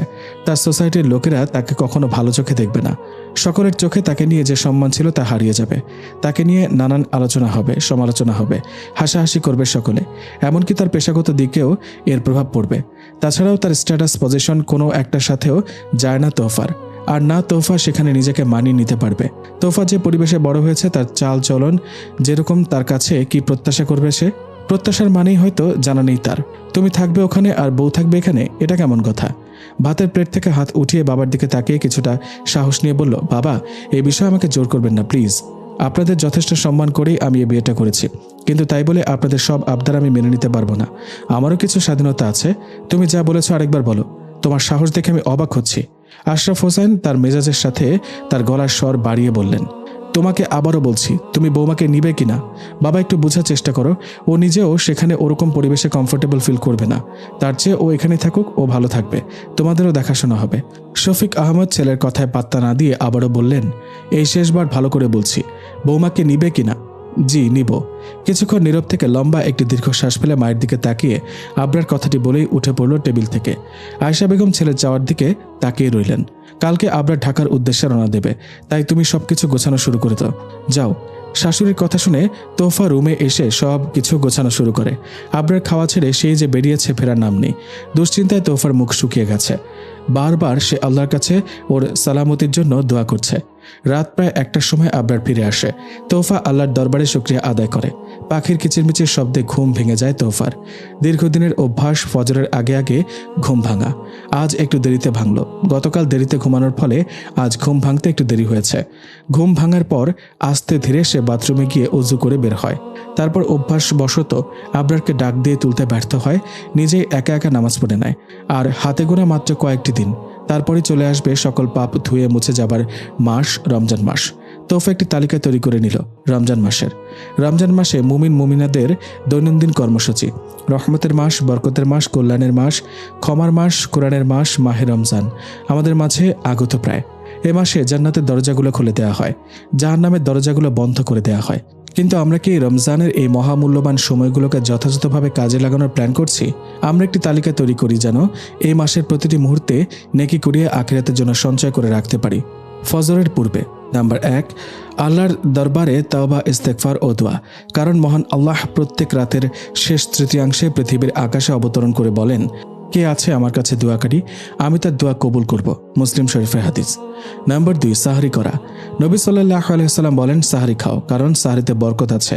বুখারী ও মুসলিম শরীফের হাদিস। ফজর হওয়ার পর নাম্বার 1, ফজরের সুন্নত আদায়। নবী সাল্লাল্লাহু আলাইহি ওয়াসাল্লাম বলেন, ফজরের 2 রাকাত সুন্নত দুনিয়া ও দুনিয়ার মাঝে যা আছে তার থেকে উত্তম। মুসলিম শরীফের হাদিস। নাম্বার 2, ইকামত পর্যন্ত দোয়া ও জিকিরে মশগুল থাকা। নবী সাল্লাল্লাহু আলাইহি ওয়াসাল্লাম বলেন, আজান ও ইকামতের মাঝে দোয়া ফিরিয়ে দেওয়া হয় না। আহমদ, তিরমিজি এবং আবু দাউদ শরীফের হাদিস। নাম্বার 3, ফজরের নামাজ আদায়। নবী সাল্লাল্লাহু আলাইহি ওয়াসাল্লাম বলেন, তারা যদি ঈশা ও ফজরের ফজিলত জানতো তো হামাগুড়ি দিয়ে হলেও তাতে উপস্থিত হতো। বুখারী ও মুসলিম শরীফের হাদিস। নাম্বার 4, সূর্যোদয় পর্যন্ত সকালে পঠিতব্য দোয়া, জিকির ও কোরআন তিলাওয়াতের মাধ্যমে মসজিদে অবস্থান। নবী সাল্লাল্লাহু আলাইহি ওয়াসাল্লাম ফজরের নামাজের পর নিজ স্থানে সূর্যোদয় পর্যন্ত অবস্থান করতেন। মুসলিম শরীফের হাদিস। নাম্বার 5, সূর্যোদয়ের পর 2 রাকাত নামাজ। নবী সাল্লাল্লাহু আলাইহি ওয়াসাল্লাম বলেন, যে ব্যক্তি জামাতের সহিত ফজরের নামাজ পড়ল, অতঃপর সূর্যোদয় পর্যন্ত বসে আল্লাহর জিকির করল, তারপর 2 রাকাত নামাজ আদায় করল, তার জন্য এটা একটি পূর্ণ হজ ও উমরার মতো। তিরমিজি শরীফের হাদিস। নাম্বার 6, নিজ নিজ কর্মে মনোযোগ দেওয়া। নবী সাল্লাল্লাহু আলাইহি ওয়াসাল্লাম বলেন, নিজ হাতের কর্ম দ্বারা উপার্জিত খাদ্যের চেয়ে উত্তম খাবার নেই। বুখারী শরীফের হাদিস। জোহরের সময় জামাতের সহিত জোহরের নামাজ আদায়, অতঃপর কিছুক্ষণ কোরআন কিংবা অন্যান্য দিনই বই পাঠ। আসর পর্যন্ত বিশ্রাম, কারণ তিনি সাল্লাল্লাহু আলাইহি ওয়াসাল্লাম বলেন, তোমার উপর তোমার শরীরেরও হক আছে। আসরের সময় আসরের নামাজ জামাতের সাথে সম্পাদন করা, অতঃপর ইমাম হলে নামাজীদের উদ্দেশ্যে দর্স প্রদান কিংবা দর্স শ্রবণ কিংবা ওয়াজ নসিহতের ক্যাসেট ও সিডির মাধ্যমে জ্ঞান অর্জন। নবী সাল্লাল্লাহু আলাইহি ওয়াসাল্লাম বলেন, যে ব্যক্তি মসজিদে ভালো কিছু শিক্ষা নিতে কিংবা শিক্ষা দেওয়ার উদ্দেশ্যে গেল, সে পূর্ণ এক হজের সমান নেকি পেল। তাবারানী। নাম্বার 2, পরিবারের সদস্যদের সাথে ইফতারের আয়োজনে সহায়তা করা। এর মাধ্যমে যেমন কাজের চাপ হালকা হয়, তেমন পরিবারের সাথে ভালোবাসা বৃদ্ধি পায়। অথবা সম্মিলিতভাবে কোথাও ইফতারের আয়োজন করা, কারণ এতে পারস্পরিক ভালোবাসা ও সুসম্পর্ক প্রতিষ্ঠিত হয়। মাগরিবের সময় ইফতারি করা এবং এই দোয়া পাঠ করা। ইফতার করার সময় যে দোয়া প্রমাণিত তা ইফতার সামান্য কিছু খেয়ে পড়তে হয়। ইবনে ওমর রাদিয়াল্লাহু তাআলা আনহু কর্তৃক বর্ণিত, নবী সাল্লাল্লাহু আলাইহি সাল্লাম ইফতার করলে এই দোয়া বলতেন। অর্থ: পিপাসা দূরীভূত হলো, শিরা উপশিরা সতেজ হলো এবং ইনশাআল্লাহ সওয়াব সাব্যস্ত হলো। আবু দাউদ শরীফের হাদিস নাম্বার 2357। ইফতারের সময় এই দোয়ার সবচেয়ে সহিহ রূপে নবী সাল্লাল্লাহু আলাইহি সাল্লাম কর্তৃক বর্ণিত হয়েছে। মাগরিবের নামাজ জামাতের সাথে আদায় করা, যদিও ইফতারি পূর্ণরূপে না করা যায়। বাকি ইফতারি নামাজের পরে সেরে নেওয়া মন্দ নয়। অতঃপর সন্ধ্যায় পঠিতব্য জিকির আজকার পাঠ করে নেওয়া। স্বভাব অনুযায়ী রাতের খাবার খেয়ে নিয়ে একটু বিশ্রাম করে তারাবির নামাজের জন্য প্রস্তুতি নেওয়া। ঈশার সময় জামাতের সহিত ঈশার নামাজ আদায় করা, ইমামের সাথে সম্পূর্ণ তারাবির নামাজ আদায় করা। নবী সাল্লাল্লাহু আলাইহি সাল্লাম বলেছেন, যে ব্যক্তি ঈমান ও নেকির আশায় রমজানে কিয়াম করবে, তারাবি পড়বে, তার বিগত সমস্ত ছোট গুনাহ ক্ষমা করা হবে। বুখারী ও মুসলিম শরীফের হাদিস। নাম্বার 3, সম্ভব হলে বিতরের নামাজ শেষ রাতে পড়া। নবী সাল্লাল্লাহু আলাইহি সাল্লাম বলেন, তোমরা বিতরকে রাতের শেষ নামাজ করো। ট্রেন ছেড়েছে অনেকক্ষণ, কামরার মধ্যে অস্থির মনে পায়চারি করে যাচ্ছে আবরার। বাবা মায়ের কথা মতো তোহফাকে সাথে নিয়ে এলেও অস্থির মনে কোনোভাবেই শান্তি পাচ্ছে না সে। কয়েক মিনিট চুপচাপ বসে পাশে বসা তোহফাকে উদ্দেশ্য করে সে বলল, ঢাকায় পৌঁছাতে আরো 5 ঘন্টা লাগবে, খারাপ লাগছে না তোমার? না। তারপর অযথা কথাবার্তা না বলে আসল কথা বলা উচিত ভেবে ধীর গলায় বলল, আমি একজন ডক্টর, সোসাইটিতে আমার মান সম্মান রয়েছে, আমি চাই না তা নষ্ট হোক। আশা করি তুমি এমন কোনো কাজ করবে না যাতে আমার সম্মান নষ্ট হয়। তোফা নিচের দিকে তাকিয়ে বলে, ইনশাআল্লাহ চেষ্টা করব। আবরার ওর দিকে অবাক হয়ে তাকিয়ে রয়। সিলেট থেকে আসার পর থেকে আবরার প্রচণ্ড ব্যস্ত হয়ে পড়েছে। সকালে নাস্তা খেয়ে বের হয়, কোনোদিন লাঞ্চ করতে বাসায় আসে, আবার কোনোদিন হসপিটালেই লাঞ্চ সেরে নেয়। তোফা রুটিন মতো ভোরে উঠে নামাজ পড়ে, কোরআন তেলাওয়াত করে। এর মধ্যে আবরারকেও ডেকে তুলে নামাজ পড়ার জন্য। আবরার কোনোদিন নামাজ পড়ে, আবার কোনোদিন ওকে বকা দিয়ে আবার শুয়ে পড়ে। দেখতে দেখতে রমজান মাস চলে এলো। আকাশে চাঁদ দেখা গেল। তোফা চাঁদ দেখতে বাসার ব্যালকনিতে দাঁড়ালো। আজকে ওর ভেতরটা ভার ভার লাগছে খুব। বুকের ভেতরে এক অদ্ভুত বিষাদ গ্রাস করছে। খুব মনে পড়ছে বাবা মা দাদির কথা। বাবা মাও আছেন ওদের মতন, যদিও 1-2 দিন পর পর ফোন দিয়ে খবর নেন। তাদের মতে আমি ডাক্তারবাবুর সাথে খুবই সুখে আছি, কিন্তু অদ্য আমি কি সুখে আছি? সত্যি জীবনটা খুব অদ্ভুত। এখানে যেমন আলাদা আলাদা মানুষ আছে, সেই সাথে তাদের আলাদা আলাদা সমস্যা, কষ্ট, যন্ত্রণা আছে। কারো কিছু থাকার যন্ত্রণা, কারো কিছু না থাকার যন্ত্রণা। কিছু আছে বলে কেউ কষ্ট পাচ্ছে, আবার কিছু হারিয়ে ফেলেছে বলে অন্য কেউ কষ্ট পাচ্ছে। কিন্তু ব্যস্ততম এই শহরে আমরা সবাই শুধু নিজেকে নিয়ে ব্যস্ত থাকি। কারো দুঃখে একটু আক্ষেপ করার সময় থাকলেও পাশে থেকে সান্ত্বনা দেবার মতো সময়ের বড্ড অভাব আমাদের। হঠাৎ করে সাকিরার ডাকে তোফার ধ্যান ভাঙল। আফা, ভাইজানে আবার আপনারা বকা দিছে? এ আর নতুন কি দেখলে? মাঝে মাঝে তো উনি আমার সাথে এরকম আচরণ করেন। তাছাড়া উনি ঠান্ডা মাথার একজন মানুষ, সকলের সঙ্গে ঠান্ডা মেজাজেই তিনি কথা বলে অভ্যস্ত। তাছাড়া মাঝে মাঝে কারো উপর রেগে গেলে তা আমার উপর দিয়ে রাগ ছেড়ে উনি শান্ত হন। এখানে মন খারাপের কিছু নেই। আফা, আপনি এত ধৈর্য কই থেকে পান? ভাইজানে যখন আপনার লোকে চিল্লাচিল্লি করেন তখন আমারও যে ডর লাগে। তোফা মনে মনে ভাবে, এই লোককে আমি কোনোভাবে বোঝাতে পারি না। মাঝে মাঝে উনি এত মনোরম ভাষায় কথা বলেন, আবার মাঝে মাঝে প্রচুর রাগ দেখান। একজন মানুষের 2 রূপ কিভাবে হয় তা নিয়ে তোফার ভাবনার শেষ নেই। মনের কথা মনেই চেপে রেখে তোফা সাকিরাকে উদ্দেশ্য করে বলল, এসব কথা বাদ দাও তো। তুমি কালকে প্রশ্ন করেছিলেন না, পিরিয়ডের কারণে ছুটে যাওয়া রোজাগুলো রমজানের পরবর্তীতে কাজা করলে রমজানের সমপরিমাণ সওয়াব পাওয়া যাবে কি? উত্তর হচ্ছে, পিরিয়ডের কারণে ছুটে যাওয়া রোজাগুলো রমজানের পরবর্তীতে কাজা করলেও ইনশাআল্লাহ রমজানের সমপরিমাণ সওয়াব পাওয়া যাবে। অনুরূপভাবে সফর বা অসুস্থজনিত কারণে রোজা ভঙ্গ করার পর যদি তা পরবর্তীতে কাজা করা হয় তাহলেও একই সওয়াব পাওয়া যাবে ইনশাআল্লাহ, কারণ সে আল্লাহর দেয়া বিধান অনুযায়ী রোজা ভঙ্গ করেছে। তাছাড়া হাদিসে এসেছে, বান্দা অসুস্থ হলে বা সফর করলে তার আমল নামায় ওই সওয়াব লেখা হবে সুস্থ ও আবাস অবস্থায় আমল করলে যে সওয়াব লেখা হতো। সাকিরাকে ওর শাশুড়ি সিলেট থেকে পাঠিয়েছেন। আবরার হাসপাতালে চলে যাওয়ার পর তোফা বাসায় একা হয়ে যায়। এজন্য ওর শাশুড়ি তোফার কাজে সাহায্য করার জন্য, ওর একাকিত্ব দূর করার জন্য কিছুদিন আগেই ওকে পাঠিয়েছেন। সাকিরা বাসার যাবতীয় কাজকর্ম শেষ করে প্রতিদিন তোফার কাছ থেকে ইসলামিক বিভিন্ন ঘটনা, নবী রাসূলের জীবনী, বিভিন্ন হাদিসসমূহ শোনে। তোফা যতটুকু নিজে জানে তা সাকিরাকে শোনায়, আর যা কিছু জানে না ইসলামিক বিভিন্ন বই, বিভিন্ন আলেমদের বক্তব্য থেকে নিজেও জানে, ওকেও জানায়। সাকেরা মেয়েটা ওদের পাশের গ্রামেরই। মেয়েটা অত্যন্ত বুদ্ধিমতী, না বলতেও কি করে সবকিছু বুঝে যায়। ওর মা বাবা নেই, ওর মা বাবা থাকলে হয়তো ও লেখাপড়া করে অনেক দূর এগিয়ে যেত। তোফা একটি বই থেকে ইশরাক, চাশত, আওয়াবিন, তাহাজ্জুদ ও জাওয়াল এর সময় ও ফজিলত প্রসঙ্গে পড়ছে। ওর পাশেই সাকেরা বসে আছে। ইশরাক, চাশত, আওয়াবিন, তাহাজ্জুদ ও জাওয়ালের নামাজ নফল পর্যায়ের। রাসূলুল্লাহ সাল্লাল্লাহু আলাইহি ওয়াসাল্লাম ফরজ, ওয়াজিব ও সুন্নতের পর নফল আমলের প্রতি উম্মতকে উৎসাহিত করেছেন। নবী করিম সাল্লাল্লাহু আলাইহি ওয়াসাল্লাম ইরশাদ করেছেন, আল্লাহ তাআলা বলেন, আমার বান্দা নফলের মাধ্যমে আমার নিকটবর্তী হতে থাকে, এক পর্যায়ে সে আমার মাহবুব ও ভালোবাসার পাত্র হয়ে যায়। সহিহ বুখারী শরীফ হাদিস নম্বর 2/963 পৃষ্ঠা। এরূপ নফল নামাজসমূহের মধ্যে তাহাজ্জুদ নামাজ ফজিলতের দিক দিয়ে অন্যতম। সে সাথে ইশরাক, চাশত ও আওয়াবিন ইত্যাদি সময় সংশ্লিষ্ট নফল নামাজেরও অনেক ফজিলতের বর্ণনা হাদিস শরীফে এসেছে। এ ধরনের ফজিলতপূর্ণ নফল আমলের কারণে অন্যান্য নবীর উম্মতের তুলনায় এ উম্মতের বয়সসীমা কম হলেও এসব অতিরিক্ত আমলের দ্বারা সওয়াব বেশি হওয়ার মাধ্যমে অন্য সকল উম্মতের তুলনায় এ উম্মতের আমলের আধিক্য হবে বলে হাদিসে রয়েছে। তাই নিয়মিত ফরজ, ওয়াজিব ও সুন্নাত আমল আদায়ের পর যাদের সময় সুযোগ হয় তাদের এ নফল নামাজ এবং অন্যান্য নফল আমলে তৎপর হওয়া উত্তম নেক কাজ। এবার ইশরাক, চাশত, আওয়াবিন, তাহাজ্জুদ এবং জাওয়ালের নামাজের সময় ও ফজিলত ক্রমানুসারে উল্লেখ করছি। ইশরাকের সময় ও তার ফজিলত। ফজরের নামাজ পড়ার পর দুনিয়ার কাজকর্ম ও কথাবার্তা থেকে বিরত থেকে সূর্য ওঠা পর্যন্ত স্বীয় নামাজের জায়গায় বা পুরুষগণ মসজিদে অন্য কোনো জায়গায় বসে কোরআন তেলাওয়াত, জিকির, আজকার, তাসবিহ, তাহলিল ইত্যাদিতে লিপ্ত থাকবেন। অতঃপর সূর্যোদয়ের 12 থেকে 13 মিনিট পর সূর্য একটু উপরে উঠলে তখন ইশরাকের সময় হয়। ওই সময় 2 রাকাত ইশরাকের নামাজ পড়লে 1 হজ ও 1 উমরার সমান সওয়াব লাভ হবে বলে হাদিসে রয়েছে। জামে তিরমিজি 1/130 পৃষ্ঠা। এ ব্যতীত আরও 2 রাকাত সহ মোট 4 রাকাত নামাজ পড়লে আল্লাহ তাআলা সন্ধ্যা পর্যন্ত তার এ দিনের সকল কাজের জিম্মাদার হয়ে যান বলে অপর হাদিসে উল্লেখ আছে। জামে তিরমিজি 1/108 পৃষ্ঠা। অবশ্য যদি কেউ ফজরের নামাজের পর দুনিয়াবী কাজে লিপ্ত হয়ে যায় এবং সূর্য ওঠার পর ইশরাক পড়ে তাও জায়েজ আছে, এতেও ইশরাক আদায় হবে। চাশতের সময় ও তার ফজিলত। সূর্য যখন আকাশে 1/4 উপরে উঠে এবং সূর্যের তাপ প্রখর হয় তখন থেকে দ্বীপ্রহরের আগ পর্যন্ত 9টা থেকে 11টার মধ্যে চাশতের সময়। তখন 2, 4 বা 8 রাকাত নামাজ পড়বেন। একে চাশতের নামাজ বলে। হাদিস শরীফে আছে চাশতের 2 রাকাত নামাজে শরীরের সর্বমোট 360টি জোড়ার সদকা আদায় হবে এবং সমুদ্রের ফেনার সমান গুনাহ সগীরা হলেও মাফ হয়ে যায়। অপর হাদিসে আছে তার জন্য জান্নাতে একটি বালাখানা তৈরি করা হয়। এছাড়াও হাদিসে চাশতের নামাজের আরও অনেক ফজিলত বর্ণিত রয়েছে। আওয়াবিনের নামাজের সময় ও তার ফজিলত। মাগরিবের ফরজ ও সুন্নাতের পর ঈশার ওয়াক্ত হওয়ার পূর্ব পর্যন্ত আওয়াবিনের নামাজের সময়।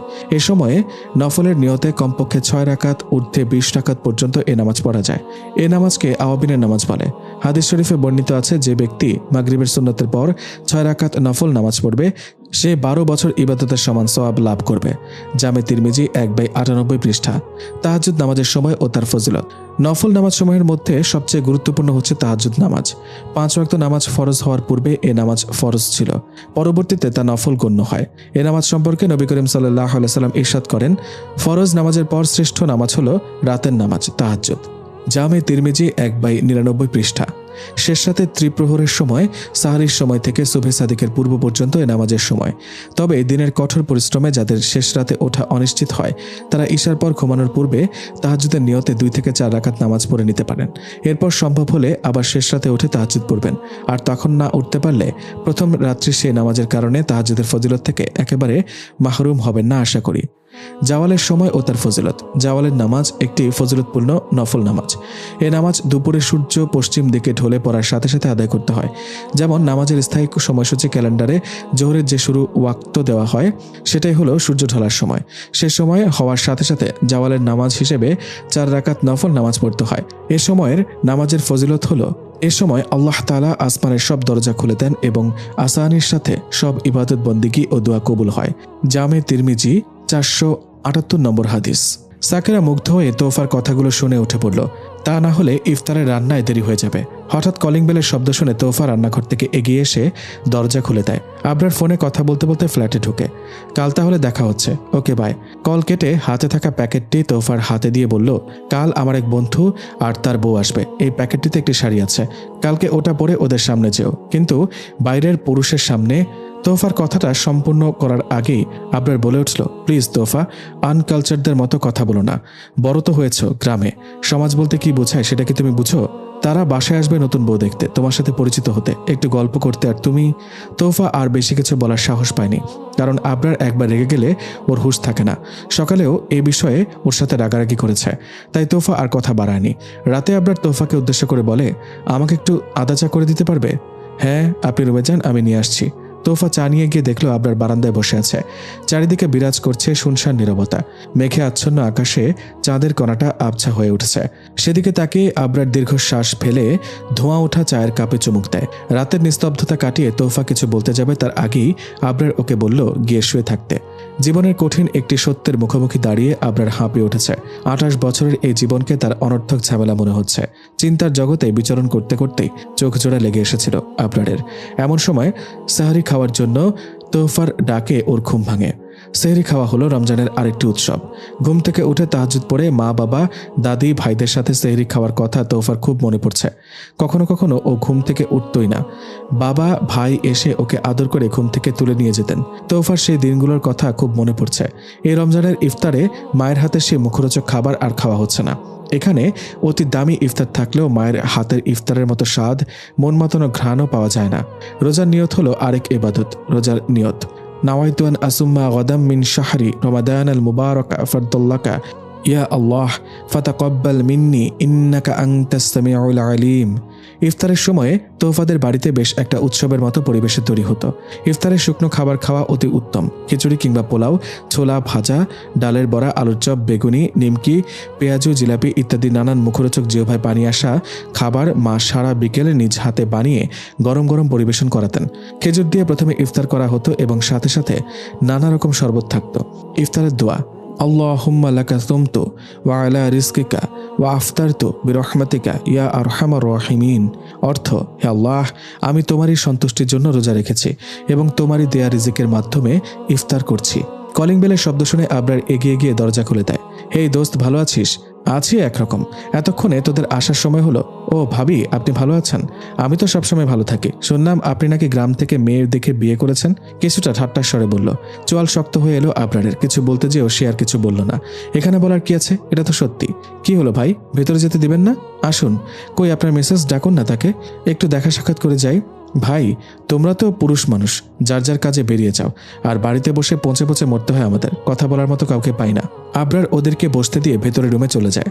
আবরার রুমে এসে তোহফাকে ড্রয়িং রুমে যেতে জোরাজোরি করে। তোহফা বারবার অনুরোধের স্বরে আবরারকে বলছিল, ভাবিকে রুমে পাঠিয়ে দিন, আমি ওনার সাথে কথা বলবো। তবুও ড্রয়িং রুমের পর পুরুষের সামনে যেতে পারবো না, দয়া করে আপনি একটু বোঝার চেষ্টা করুন। আবরার পুনরায় দাঁতে দাঁত চিবিয়ে বলল, তুমি কি যাবে কিনা বলো। মনে মনে দীর্ঘশ্বাস চেপে আঁচলটা দিয়ে যতটুকু পারা যায় মাথাটা ঢেকে ঢুকে তোহফা ড্রয়িং রুমের উদ্দেশ্যে পা বাড়ায়। ড্রয়িং রুমে আসার পর ওদের দিকে এক ঝলক তাকিয়ে এসে সালাম দেয়।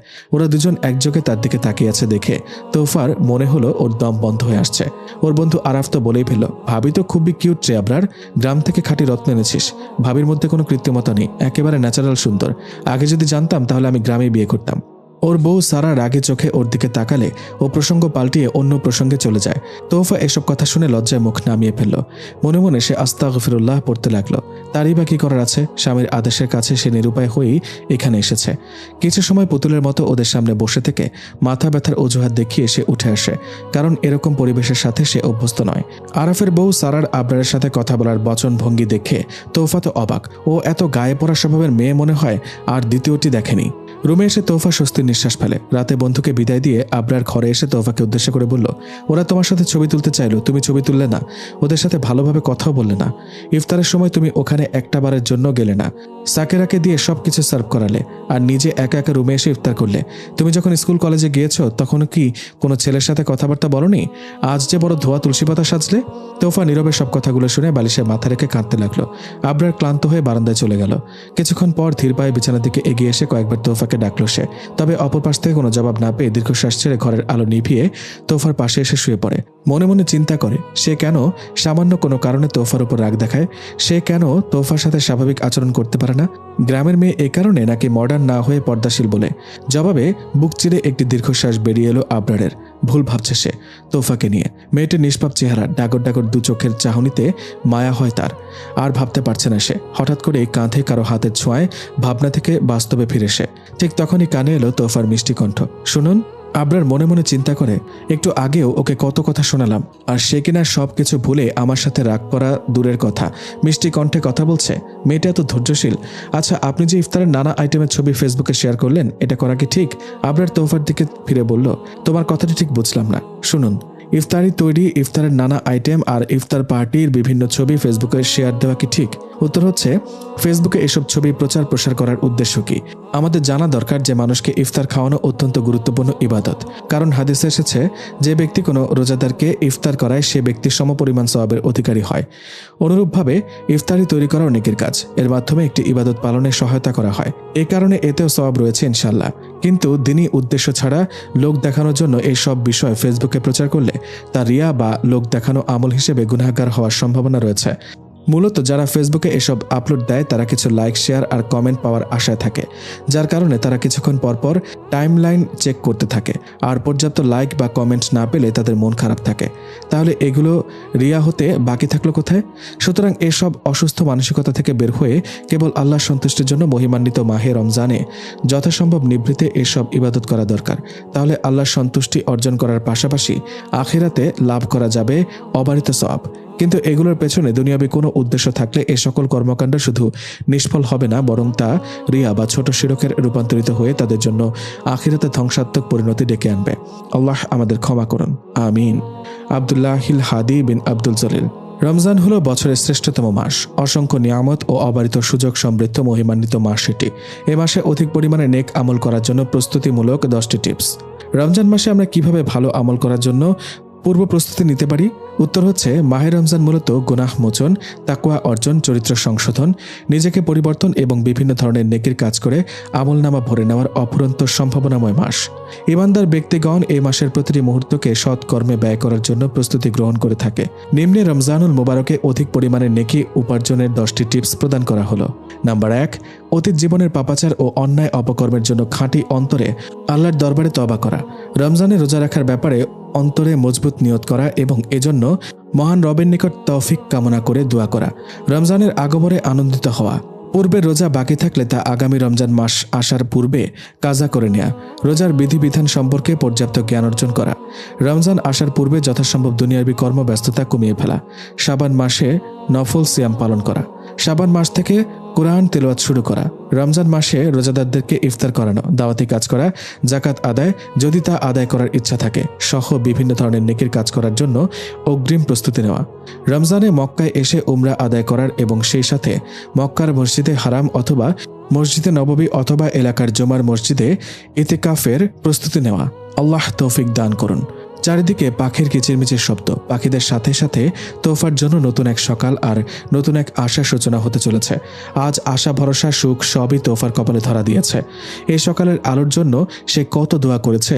জীবনের প্রথম মনে হলো এই রাতটা না কেটে থমকে গেলেই হয়তো ভালো হতো। 1 ঘন্টার লম্বা শাওয়ার নিয়ে নামাজ পড়ে তারপর চা বানিয়ে বেলকনিতে দাঁড়িয়ে আছে তোফা। সকালের আকাশটা দেখতে দেখতে চায়ের মগে চুমুক দিয়ে সে ভাবছে, সূর্য কি সুন্দরভাবে পৃথিবীর বুক থেকে রাতের আঁধার দূর করে নতুন আলো নিয়ে আসে। আমার জীবনেও কি এমন করে সূর্য আসবে নতুন আলো নিয়ে, নাকি আগের মতো অন্ধকারে চিরস্থায়ীভাবে থেকে যাবে আমার জীবন? আকাশের দিকে তাকিয়ে একটা দীর্ঘশ্বাস ফেলে সে। এই মুহূর্তে চোখ দিয়ে তার জল বের হচ্ছে না, বের হচ্ছে শুধু দীর্ঘশ্বাস। চোখের জলও হয়তো ক্লান্ত হয়ে গেছে। কফিটা শেষ করে রুমে এসে খাটে হেলান দিয়ে শুয়ে রইল সে।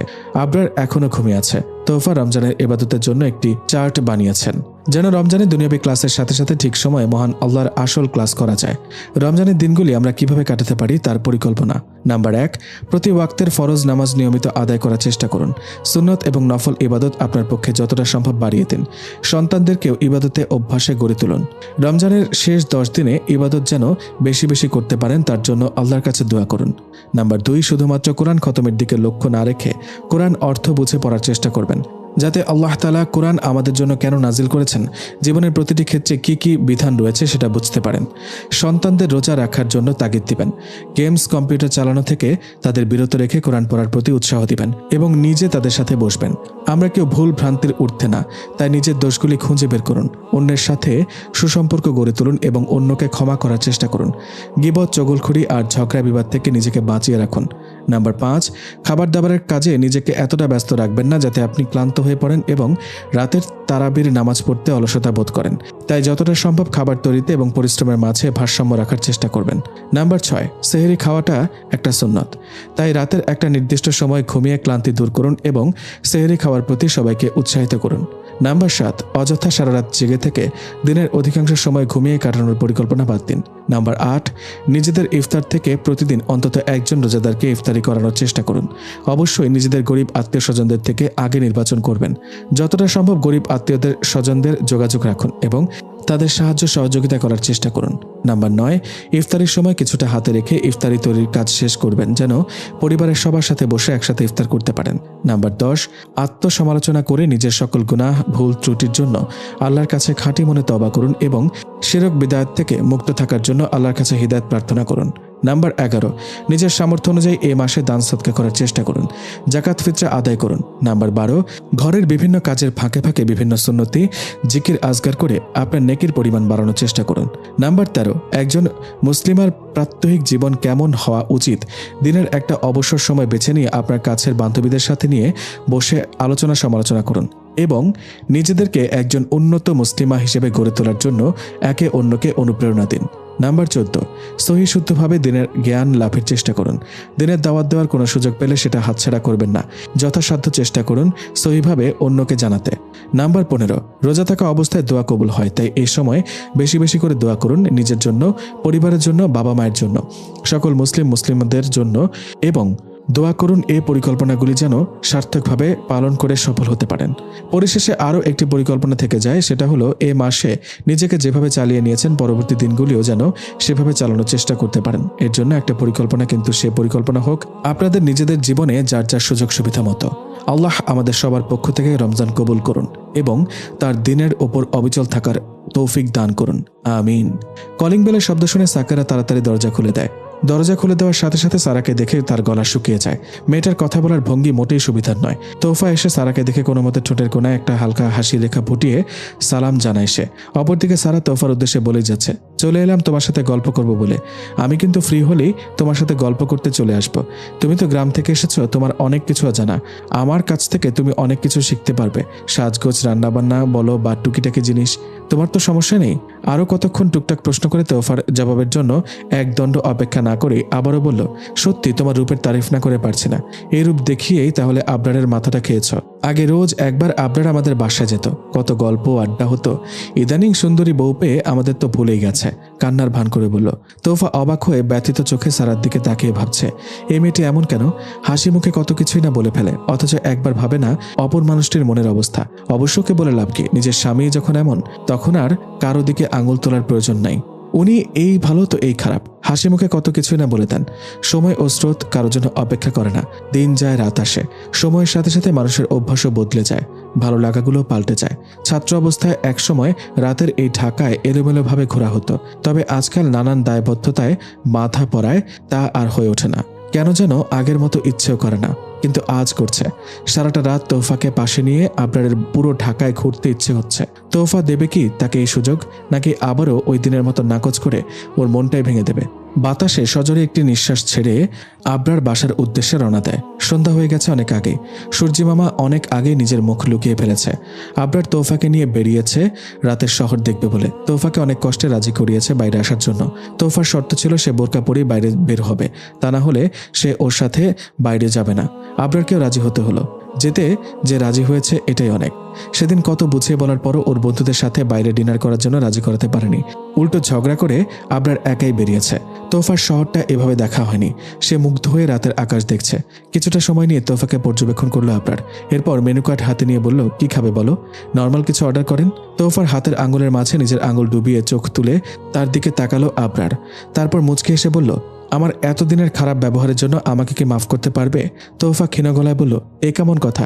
আমি কখনো কিছু মনে করিনি, আর আপনি আমার স্বামী, আপনার উপর আমার পুরো অধিকার আছে। আবরার স্বস্তির নিঃশ্বাস ফেলে জিজ্ঞেস করলো, কেমন লাগছে রাতের শহরটা? ভীষণ ভালো লাগছে। আবরার খেয়াল করে দেখল তোফার চোখ যখনই আবরারের ওপর পড়ে তখনই সে তার দিকে তাকিয়ে মুচকি মুচকি হাসছে। আবরার মুচকি হাসার কারণ জিজ্ঞেস করলে সে বলে এসব সুন্নত। সে আরও বলে, স্ত্রী হিসেবে ইসলাম নারী জাতিকে অধিকার ও মর্যাদা দিয়েছে, স্বামীকে নির্দেশ দিয়েছে স্ত্রীর সাথে ভালো আচরণ করার। আল কোরআনে বলা হয়েছে, আর তোমরা স্ত্রীদের সাথে বসবাস করো সদাচারের সাথে, আর যদি তোমরা কোনো কারণে তাদের অপছন্দ করো তাহলে হয়তো তোমরা এমন একটি বস্তুকে অপছন্দ করলে যাতে আল্লাহ তাআলা প্রভূত কল্যাণ রেখেছেন। সূরা নিসা আয়াত 19। এক হাদিসে আল্লাহ রসুল সাল্লাল্লাহু আলাইহি ওয়াসাল্লাম ইরশাদ করেন, কোনো মুমিন পুরুষ যেন কোনো মুমিন নারীকে অপছন্দ না করে। সহিহ মুসলিম শরীফে হাদিস নাম্বার 1469। এই ক্ষেত্রে কোনো মুমিনকে তার স্ত্রীও যেন অপছন্দ না করে। এই হাদিসে আল্লাহর রসুল সাল্লাল্লাহু আলাইহি ওয়াসাল্লাম দাম্পত্য জীবনের কলহ নিরসন ও নারীর প্রতি সহিংসতা দূরীকরণের একটি মূল নীতি বলে দিয়েছেন। স্ত্রীর সব আচরণ স্বামীর কাছে ভালো লাগবে, এটা অসম্ভব। আবার স্বামীর সব আচরণ স্ত্রীর কাছে ভালো না লাগাটাই স্বাভাবিক, কারণ আল্লাহ তাআলা কাউকে পূর্ণতা দান করে সৃষ্টি করেননি। প্রত্যেকের ভেতরেই কিছু না কিছু মন্দ স্বভাব থাকবে, ভালো ও মন্দ মিলিয়ে মানুষ। কাজেই স্ত্রীর কোনো স্বভাব স্বামীর কাছে অপছন্দ হলে সে যেন ধৈর্য ধারণ করে এবং ক্ষমা সুন্দর দৃষ্টিতে দেখে। স্ত্রীর ভালো গুণগুলোর দিকে লক্ষ্য করে আল্লাহর শুকর আদায় করে এবং তার প্রশংসা করে।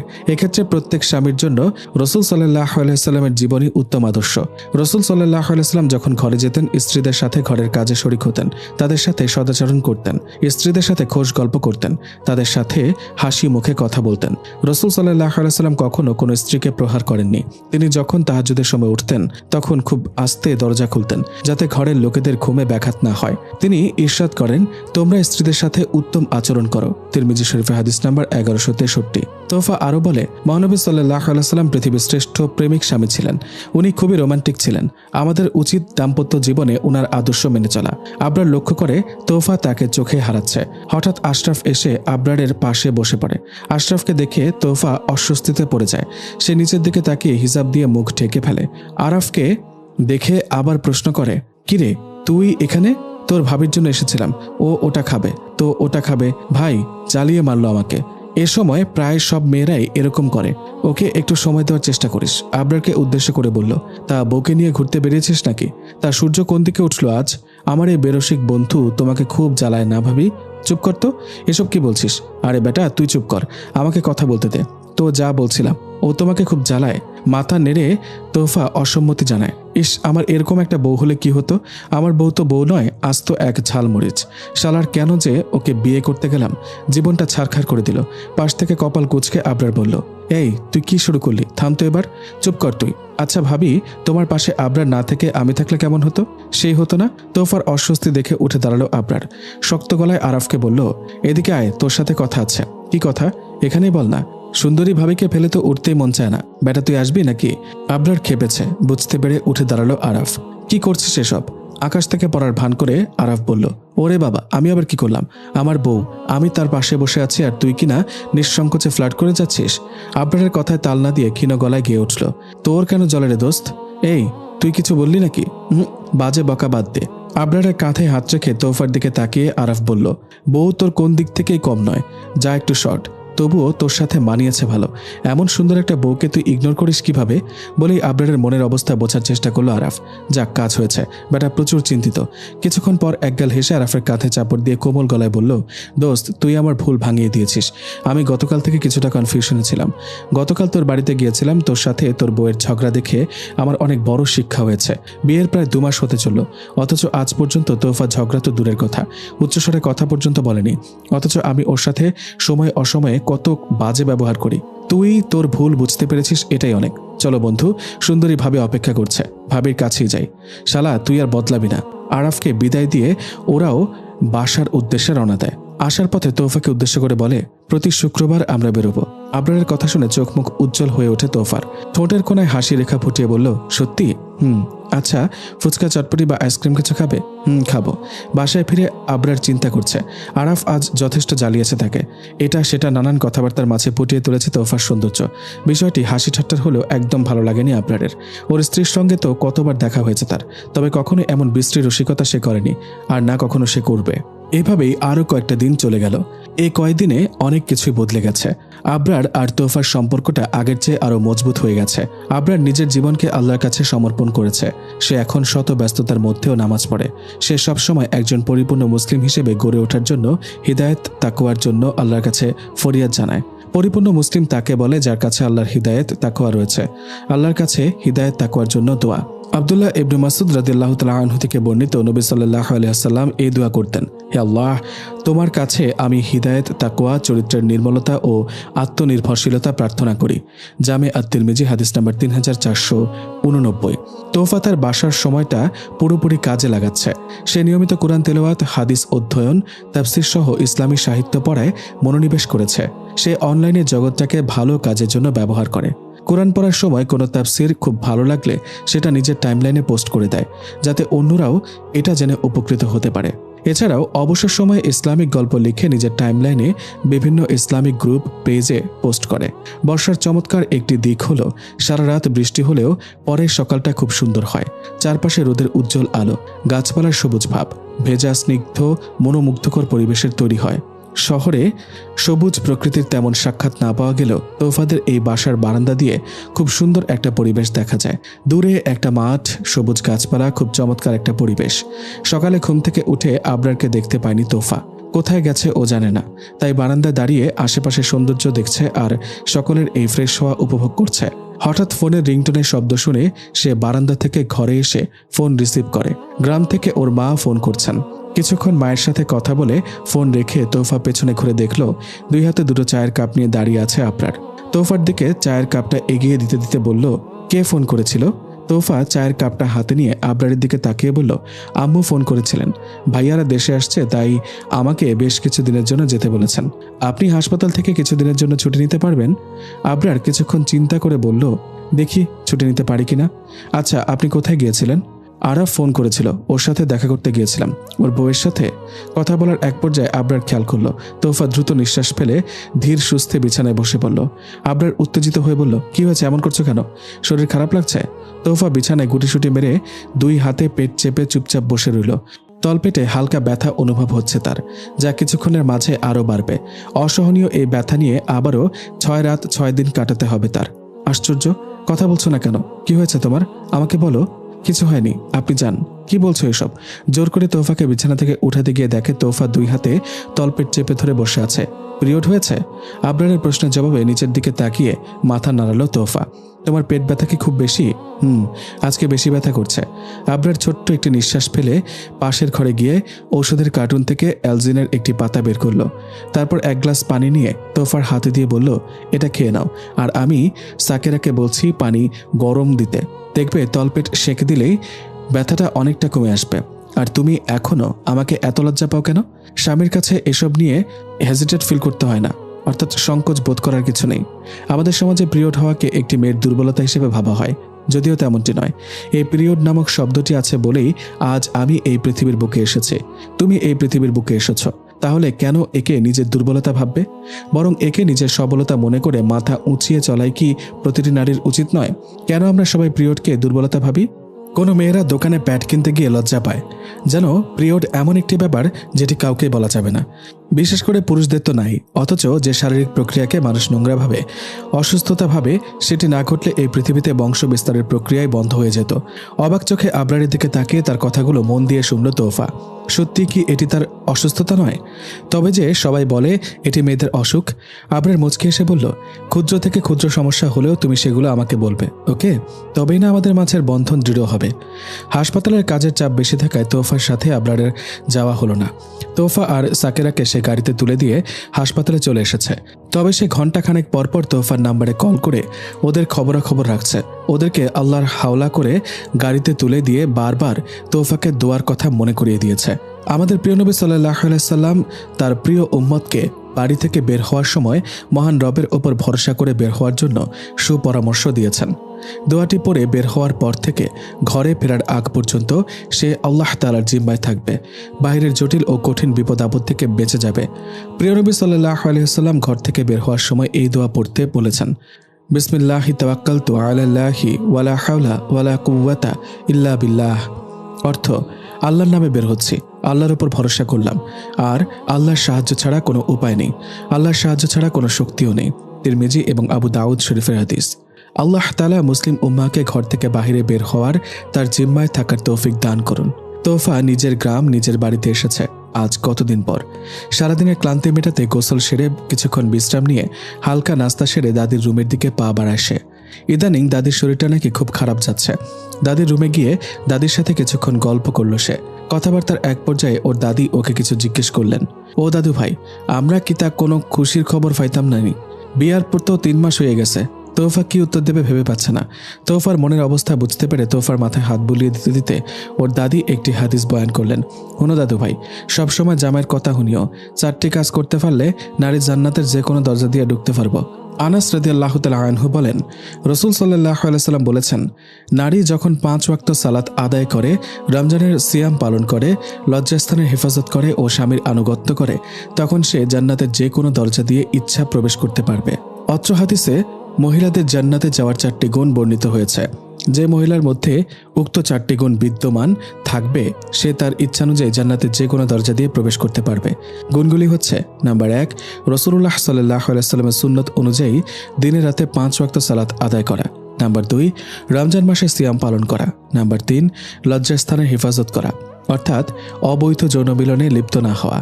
নাম্বার 4, স্বামীর আনুগত্য করা, অর্থাৎ স্বামীর আদেশ নিষেধ মেনে চলা এবং স্বামী অসন্তুষ্ট হয় এমন কাজ থেকে বিরত থাকা। স্বামীর সন্তুষ্টিতে তুষ্ট থাকা। উক্ত গুণাবলী অর্জনের জন্য সচেষ্ট থাকা প্রত্যেক মুমিনা মহিলার জন্য জরুরি। রোদের আলো চোখে পড়তে জেগে গেল তোফা। নামাজ পড়ে কিছুক্ষণ তেলাওয়াত করে সে আবার শুয়ে পড়েছিল। আস্তে করে উঠে সে বারান্দায় গেল। সারা রাত বৃষ্টির পর আকাশ একেবারেই পরিষ্কার হয়ে গেছে। ভেজা স্নিগ্ধ সকালের এই নরম রোদের আলোয় চারপাশটা ঝকঝক করছে। কেটে গেল একটি সপ্তাহ। এদিকে প্রচুর ব্যস্ততার মাঝে সময় কাটাচ্ছে আবরার। প্রচুর ব্যস্ততার মাঝেও সময় বের করে তোফার খোঁজ খবর রাখে সে। খালি বাসায় এসে সে শান্তি পায় না। সারাদিন হাসপাতালের সকল কাজ সেরে ক্লান্ত পরিশ্রান্ত শরীর নিয়ে ঘরে এসে তোফাকে দেখলে ওর সকল ক্লান্তি দূর হয়ে যেত। তোফা তো ওর অভ্যাসে পরিণত হয়ে গেছে। তোফা চলে যাওয়ার পর থেকে আবরারকে সন্ধ্যের পরপরই ফিরে সারাদিনের ক্লান্তি ছেড়ে লেগে পড়তে হয় রান্না বান্নার কাজে। তোফা আসার পর থেকে রান্নাঘর কি তা একরকম ভুলতেই বসেছিল সে। মেয়েটি যে পাক্কা রাঁধুনি তা মানতেই হবে। হঠাৎ ফোনের রিংয়ের শব্দ শুনে স্ক্রিনে তোফার নাম দেখা মাত্র হাসি ফুটে উঠল আবরারের ঠোঁটে। হাতের আলু রেখে সে এগিয়ে এসে ফোন ধরল। অপর পাশ থেকে মিষ্টি স্বরে তোফা সালাম দিয়ে ভালো মন্দ জিজ্ঞেস করল। আবরারের তোফার সাথে কথা বলা মনের মাঝে হালকা ভালো লাগার অনুভূতি কাজ করে। সারাদিন ক্লান্তি কেটে যায় যখন তোফার সাথে ফোনে কথা বলে। সারাদিন 2-1 বার ফোন দিলেও প্রতি রাতেই শোবার আগে ঘণ্টাখানেক তোফার সাথে কথা না বললে ওর ঘুমই আসে না। মানুষ দূরে গেলে বোঝা যায় আমাদের জীবনে ওদের মূল্য কতটুকু। যেমন আবরার বুঝতে পেরেছে ওর জীবনে তোফার মূল্য কতটুকু। আজ জুম্মাবার।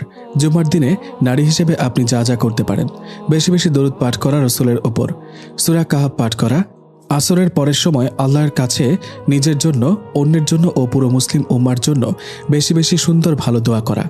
দোয়া করা ইবাদত। মুমিনের দোয়া কোনো সময় বৃথা যায় না। আর কি কিছু করার আছে নারী হিসেবে? অবশ্যই আছে। আপনার ঘরে পুরুষদেরও বাকিদের ভালো কাজ করতে অনুপ্রাণিত করুন। যেমন আল্লাহর কাছে শুক্রবার দিনে ফজরের নামাজ জামাতের সাথে পড়া আল্লাহর কাছে অনেক প্রিয়। অনুপ্রাণিত করুন। জুম্মার নামাজে তাড়াতাড়ি যেতে অনুপ্রাণিত করুন। প্রথম 3 জনের জন্য আছে সুন্দর ও বড় উপহার আল্লাহর তরফ থেকে, এবং চতুর্থ ও পঞ্চম জনের জন্য আছে বোনাস পুরস্কার। জুম্মার নামাজে যাওয়া এর জন্য যেসব সুন্নাহ আছে তা তাদের মনে করিয়ে দিন। যেমন গোসল করা, মেসওয়াক করা, নখ কাটা, ভালো জামা পরিধান করা, সুগন্ধি লাগানো ইত্যাদি। একেবারে উপরে 3টি কাজ পুরুষদের ও বাকিদের করতে অনুপ্রাণিত করুন। তারা যদি আপনার অনুপ্রেরণা সেসব কাজ করে তবে আপনি সমপরিমাণ সওয়াব এর অধিকারী হবেন। অনেকে ছুটির দিন বলে নিজের রমাদানে না করা রোজা এই দিনে করবেন বলে ভেবে থাকেন। না করাই ভালো। রাসূল সাল্লাল্লাহু আলাইহি ওয়াসাল্লাম এই দিনকে সাপ্তাহিক ঈদ বলেছেন। আর করতে চাইলে আপনাকে এর আগের দিন অর্থাৎ বৃহস্পতিবার রোজা রাখতে হবে, বা এই দিনের পরের দিন অর্থাৎ শনিবার রোজা রাখার নিয়ত থাকতে হবে, এবং পরের দিন শনিবার তা রাখতে হবে। এবং আমরা অবশ্যই রিয়া অর্থাৎ লোক দেখানো ছোট শিরক আমল করা থেকে দূরে থাকব এবং নিজের করণীয় আমলগুলো গোপন রাখার চেষ্টা করব।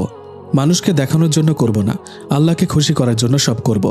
আল্লাহ আপনাদের চেষ্টাকে কবুল করুক এবং আপনাদের সবাইকে উত্তম প্রতিদান দান করুক। হাদিসে দরুদ। রাসূল সাল্লাল্লাহু আলাইহি ওয়াসাল্লাম বলেছেন, তোমাদের দিনসমূহের মধ্যে সর্বোত্তম হলো জুমার দিন। কাজেই এদিন তোমরা আমার ওপর বেশি বেশি দরুদ পাঠ করো, কারণ তোমাদের দরুদ আমার কাছে পেশ করা হয়। সুনানে আবু দাউদ শরীফে হাদিস নাম্বার 1047। রাসূলুল্লাহ সাল্লাল্লাহু আলাইহি ওয়াসাল্লাম বলেছেন, যে ব্যক্তি আমার ওপর একবার দরুদ পড়ে আল্লাহ তার ওপর 10 বার রহমত নাজিল করেন। সহিহ মুসলিম শরীফে হাদিস নাম্বার 798। সূরা কাহফ পাঠ। নবী সাল্লাল্লাহু আলাইহি ওয়াসাল্লাম বলেছেন, যে ব্যক্তি জুমার দিন সূরা আল কাহফ পড়বে তার ঈমানের নূরে জুমাহ হতে আগামী জুমাহ পর্যন্ত চমকাতে থাকবে। মিশকাতুল মাসাবিহ 2175। জুমার নামাজে তাড়াতাড়ি যাওয়ার উপহার। রাসূলুল্লাহ সাল্লাল্লাহু আলাইহি ওয়াসাল্লাম বলেছেন, সর্বাগ্রে সালাতে যে ব্যক্তি উপস্থিত হয় সে ওই ব্যক্তির ন্যায় যে একটি উট কুরবানি করে। এরপর যে ব্যক্তি আসে সে ওই ব্যক্তির ন্যায় যে একটি দুম্বা কুরবানি করে।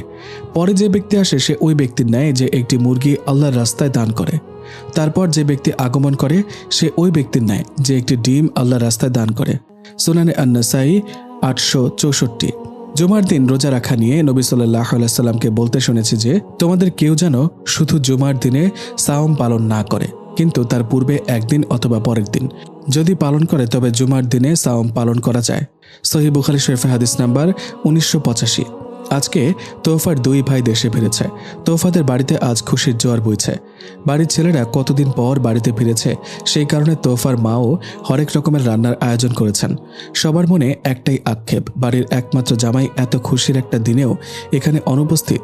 রাতের খাবার শেষে ছেলেদের উদ্দেশ্যে তোফার মা বললেন, কত দূর থেকে এসেছিস তোরা, চল বাবা তোরা একটু বিশ্রাম নেই। তারপর তোফার দিকে চেয়ে বললেন, তোর ভাইদেরকে একটু ঘুমাতে দে, কথা বলার সময় ঢের পাবি। তোফা বাধ্য মেয়ের মতো মায়ের সাথে চলে আসে। রোদের আলো চোখে পড়তেই ঘুম ভাঙে তোফার। চোখে হাত দিয়ে আলতো করে চোখ খুলে দেখে আবরার ওর পাশে শুয়ে আছে। ওমা, আমি ঘুমিয়ে ঘুমিয়ে একই দেখছি। চোখ ডলতে ডলতে উঠে বসে আবারও ভালোভাবে তাকিয়ে দেখে তোফা সত্যি আবরারের পাশে শুয়ে আছে। তোফা মনে মনে চিন্তা করছে, উনি কখন এলেন এখানে? হঠাৎ আবরারের ডাকে চমকে ওর দিকে তাকালো তোফা। তোফা তো অবাকের শেষ প্রান্তে গিয়ে পৌঁছেছে। হা করে তাকিয়ে আছে আবরারের দিকে। আবরার উঠে বসে বলল, কি হলো, হা করে আছো কেন? তোফা অবাক হয়ে তাকিয়ে থেকে বলল, আপনি কখন এলেন? আজ ভোরে এসেছি, তুমি ঘুমানোর একটু পরেই। Any problem? ভ্রু কুঁচকে বলল, বাট কিভাবে?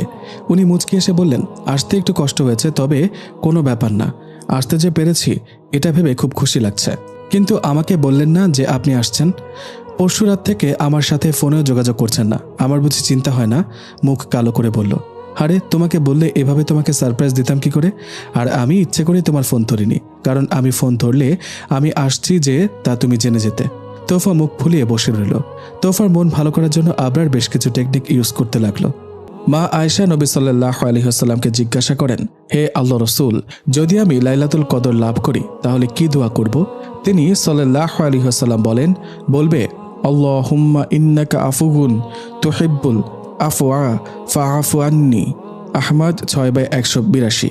অর্থ, হে আল্লাহ, তুমি ক্ষমাশীল, ক্ষমা পছন্দ করো, তাই আমাকে ক্ষমা করো। সালাত আদায়ে শেষ করে ছোট ছোট কিছু ফজিলতপূর্ণ জিকির করা, যেমন সুবহানাল্লাহ 33 বার, আলহামদুলিল্লাহ 33 বার, আল্লাহু আকবার 33 বার, একবার লা ইলাহা ইল্লাল্লাহু। প্রত্যেকবার ফরজ নামাজ আদায় করে আয়াতুল কুরসি পাঠ করা। সকালে 100 বার ও সন্ধ্যায় বলতে আসর থেকে মাগরিবের মধ্যে যে কোনো সময় 100 বার সুবহানাল্লাহি ওয়া বিহামদিহি পাঠ করলে কিয়ামতের দিন নিয়মিত পাঠকারীর চেয়ে বেশি সওয়াব নিয়ে আর কেউ উপস্থিত হতে পারবে না। সহিহ মুসলিম শরীফে হাদিস নাম্বার 6599। যে ব্যক্তি সুবহানাল্লাহি ওয়া বিহামদিহি প্রতিদিন 100 বার পাঠ করবে, সমুদ্রের ফেনা পরিমাণ সগীরা গুনাহ থাকলেও তাকে মাফ করে দেওয়া হবে। সহিহ আল বুখারী শরীফে হাদিস নাম্বার 7/168। জান্নাত প্রার্থনা করা ও জাহান্নাম থেকে আশ্রয় চাওয়ার দোয়া করা। আল্লাহুম্মা ইন্নী আসআলুকাল জান্নাতা ওয়া আউযু বিকা মিনান নার। অর্থ, হে আল্লাহ, আমি আপনার কাছে জান্নাত চাই এবং জাহান্নাম থেকে আপনার কাছে আশ্রয় চাই। রাসূলুল্লাহ সাল্লাল্লাহু আলাইহি ওয়াসাল্লাম বলেছেন, যে ব্যক্তি আল্লাহর কাছে 3 বার জান্নাত প্রার্থনা করে, জান্নাত আল্লাহর কাছে দোয়া করে, হে আল্লাহ, তাকে জান্নাত দান করো। যে ব্যক্তি আল্লাহর কাছে 3 বার জাহান্নাম থেকে আশ্রয় প্রার্থনা করে, জাহান্নাম আল্লাহর কাছে দোয়া করে, হে আল্লাহ, তাকে জাহান্নাম থেকে মুক্তি দাও। তিরমিজি শরীফ হাদিস নাম্বার 2572। আলবানী এই হাদিসটিকে সহিহ বলেছেন। প্রতিদিন কমপক্ষে 100 বার জিকির করা। লা ইলাহা ইল্লাল্লাহু ওয়াহদাহু লা শারীকা লাহু লাহুল মুলক ওয়া লাহুল হামদু ওয়া হুয়া আলা কুল্লি শাইইন কাদির। অর্থ, একমাত্র আল্লাহ ছাড়া কোনো হক ইলাহ নেই, তার কোনো শরিক নেই, রাজত্ব তারই, সমস্ত প্রশংসাও তার, আর তিনি সকল কিছুর উপর ক্ষমতাবান। সকালবেলা 100 বার বলবে, যে ব্যক্তি দিনে 100 বার বলবে সেটা তার জন্য 10টি দাস মুক্তির অনুরূপ হবে, তার জন্য 100 সওয়াব লেখা হবে। সেদিন বিকাল পর্যন্ত সেটা তার জন্য শয়তান থেকে বাঁচার উপায় হিসেবে বিবেচিত হবে, আর কেউ তার মতো কিছু নিয়ে আসতে পারবে না। হ্যাঁ, সে ব্যক্তি ব্যতীত যে তার চেয়েও বেশি আমল করবে। বুখারী শরীফে হাদিস নাম্বার 4/95, হাদিস নাম্বার 3293। 4টি শব্দে ফজর থেকে চারস্ত পর্যন্ত আমলের সমান সওয়াব লাভ, যার অর্থ আমি আল্লাহ তাআলার প্রশংসা সমেত পবিত্রতা ঘোষণা করছি, তার সৃষ্টিকুলের সংখ্যার পরিমাণ, তিনি সন্তুষ্ট হওয়ার পরিমাণ, তার আরশের ওজন সম পরিমাণ, তার কথা লিপিবদ্ধ করার কালি পরিমাণ। যাদের ছোট বেবি আছে বা বিভিন্ন শারীরিক সমস্যার কারণে দীর্ঘক্ষণ একটানা ইবাদত করা সম্ভব হয়ে ওঠে না, তারা সহজ কিছু আজকার জিকির করতে পারেন। একদিন বিকেলে তোফা সাইদাকে উদ্দেশ্য করে বলল, শোন সাইদা, তোমাকে একটা কথা বলবো, তুমি কিছু মনে করবে না তো? সাইদা তোফাকে জড়িয়ে ধরে বলল, কি যে বলো না ভাবি, তোমার কথায় আবার আমি কিছু মনে করব? এই কথা তুমি ভাবলে কি করে? তুমি কি বলবে বলো, আমি কিছু মনে করব না। তোফা সাইদার দুটো হাত ধরে বলে, তোমাকে আমার ছোট ভাইয়ের বউ করে সারা জীবন পেতে চাই, তুমি কি এই প্রস্তাবে রাজি হবে? রাজি থাকলে বলো, আমি সব ব্যবস্থা করব। সাইদা মনে মনে খুব খুশি হলো, কারণ সে তোফার সংস্পর্শে এসে তার স্বভাব চরিত্রের মোড় ঘুরিয়ে দিয়েছে। তাছাড়া ওদের পরিবারের সবাই খুব ইসলামিক মাইন্ডের, আর যার সাথে তোফা ওর বিয়ের কথা বলছে সে নিঃসন্দেহে সুপুরুষ বটে।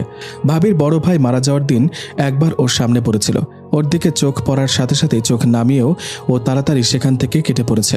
দ্বিতীয়বার চোখ তুলে তাকায়নি পর্যন্ত। অন্য ছেলে হলে বেহায়ের মতো ওকে গিলে খেত। এই কারণে সেই দিন থেকে আনাসের প্রতি সাইদার মনে আলাদা একটা সম্মান কাজ করে এসেছে। সাইদাকে চুপ করে থাকতে দেখে তোফা মুচকে এসে বলল, কি হলো ননদিনী, কথা বলছে না কেন? আচ্ছা, তুমি রাজি না থাকলে সমস্যা নেই, আমি মনে কিছু করব না। সাইদা নিজের দিকে তাকিয়ে বলল, ভাবি, আল্লাহ পাক প্রত্যেক নরনারীকে জোড়ায় জোড়ায় সৃষ্টি করেছেন, তাই তিনি যার সঙ্গে আমার জোড়া সৃষ্টি করে রেখেছেন তার সঙ্গে আমার বিয়ে হবে। আমি এখন এর চেয়ে বেশি কিছু বলতে পারবো না। তোফা সাইদার কথা শুনে খুব খুশি হয়। রাতের বেলা তোফার স্বামীর দুটো হাত ধরে বলল, আপনাকে একটা কথা বলবো, আপনি রাগ করবেন না তো? আবরার তার হাত দুটো ধরে বলল, নিঃসন্দেহে বলতে পারো, আমি তোমার কথা রাগ কেন করবো? তোফা বলল, সাইদাকে না আমার ছোট ভাইয়ের জন্য খুব পছন্দ হয়েছে, আর ভাইয়ের সঙ্গে ওকে খুব মানাবেও। আবরার কয়েক সেকেন্ড চুপ করে থেকে বলল, প্রস্তাবটা নিঃসন্দেহে ভালো, আমি এই বিষয়ে বাবা মায়ের সঙ্গে কথা বলে দেখি। তাছাড়া সাইদারও তো মতামতের দরকার আছে, তাই না? আমি সাইদার সাথে এই বিষয়ে কথা বলছিলাম, ওর কথাবার্তায় মনে হয়েছে ও রাজি আছে। আবরার বলল, ও যদি রাজি থাকে তাহলে তো বেশ ভালোই হবে, আমি বাবা মায়ের সাথে কালই এ বিষয়ে কথা বলবো। তোফা আবরারের কথা শুনে খুব খুশি হলো, আবার মুচকি হেসে বলল, এখন ঘটকালির কাজও শুরু করলে? তোফাও হেসে বলল, তা তো আপনজনের জন্য একটু আধটু সবাইকে করতে হয়। আসসালাতু খায়রুম মিনান নাউম বলে যখন চারিদিকে ফজরের আজানে মুখরিত ছিল, ঠিক এমন একটা সুন্দর মুহূর্তে আবরার আর তোফার কোল আলো করে একটি কন্যা সন্তানের আগমন ঘটে। আবরার তার কন্যাকে সর্বপ্রথম বুকের সাথে আলতো করে চেপে ধরল, তারপর একটু উঁচু করে আবেগময় কণ্ঠে কন্যার কানে আজানের বাক্যগুলো স্পষ্টভাবে পাঠ করল। তারপর কোনো কথা না বলেই ওকে ওর দাদির কোলে দিয়ে 2 রাকাত শুকরানা নামাজ আদায় করে নিল। আল্লাহর শুকরিয়া আদায় করার জন্য 2 রাকাত নামাজ পড়া হয়। এই নামাজকে শুকরানা নামাজ বলে। জীবনে চলার পথে আমরা যা কিছু উপভোগ করে থাকি সবই মহান আল্লাহ তাআলার নিয়ামত। এই নিয়ামতের জন্য অন্যান্য নামাজের মতো 2 রাকাত নামাজ পড়তে হয়। হারাম ও মাকরুহ সময় ব্যতীত এই নামাজ পড়া যায়। বাংলায় নিয়ত, আমি কিবলামুখী হয়ে আল্লাহ তাআলার উদ্দেশ্যে 2 রাকাত শুকরানা নামাজ পড়ার নিয়ত করলাম। আল্লাহু আকবার। নামাজ শেষে সালাম ফেরানোর পর 11 বার আলহামদুলিল্লাহ পাঠ করে তারপর দরুদ শরীফ 11 বার পাঠ করে মোনাজাত করুন। আবরারের পরিবারে নতুন প্রাণের আগমনে সবার চোখে পানি এনে দিয়েছে। নাতনিকে কোলে নিয়ে আনন্দে কেঁদে ফেললেন তোফার বাবা আশরাফ খান।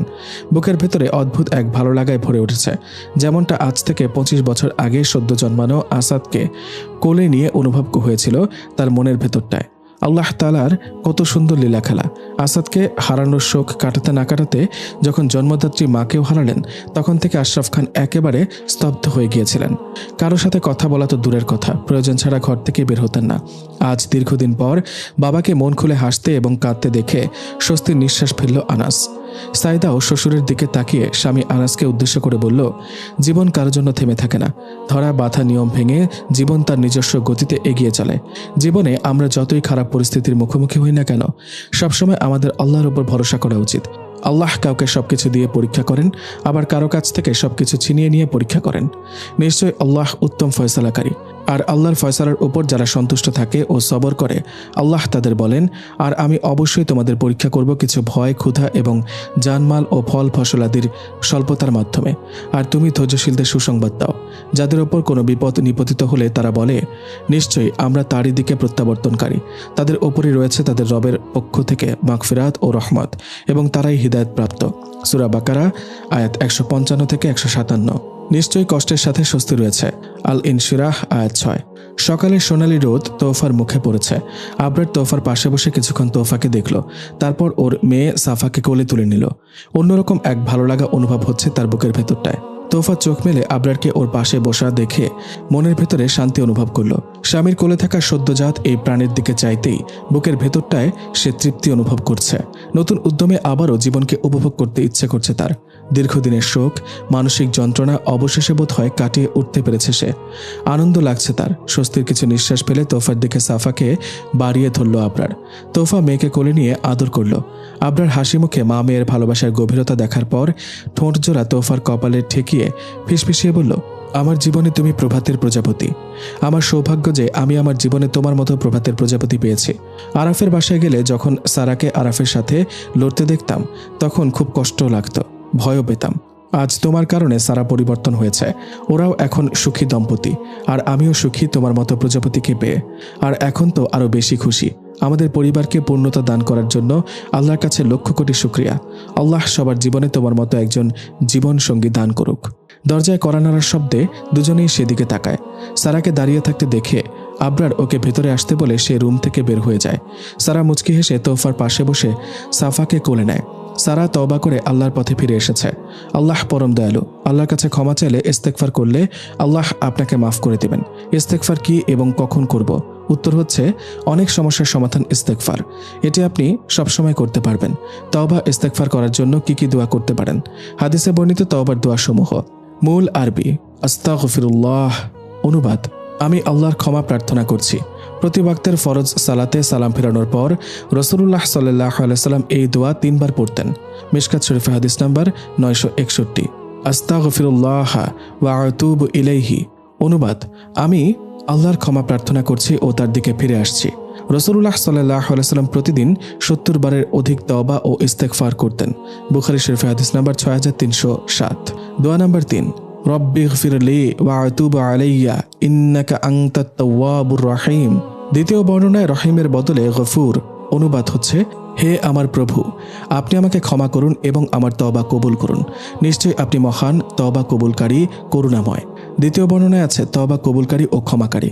দোয়া নাম্বার 4, মূল আরবি হচ্ছে, আস্তাগফিরুল্লাহাল্লাযী লা ইলাহা ইল্লা হুয়াল হাইয়ুল কাইয়্যুম ওয়া আতুবু ইলাইহি।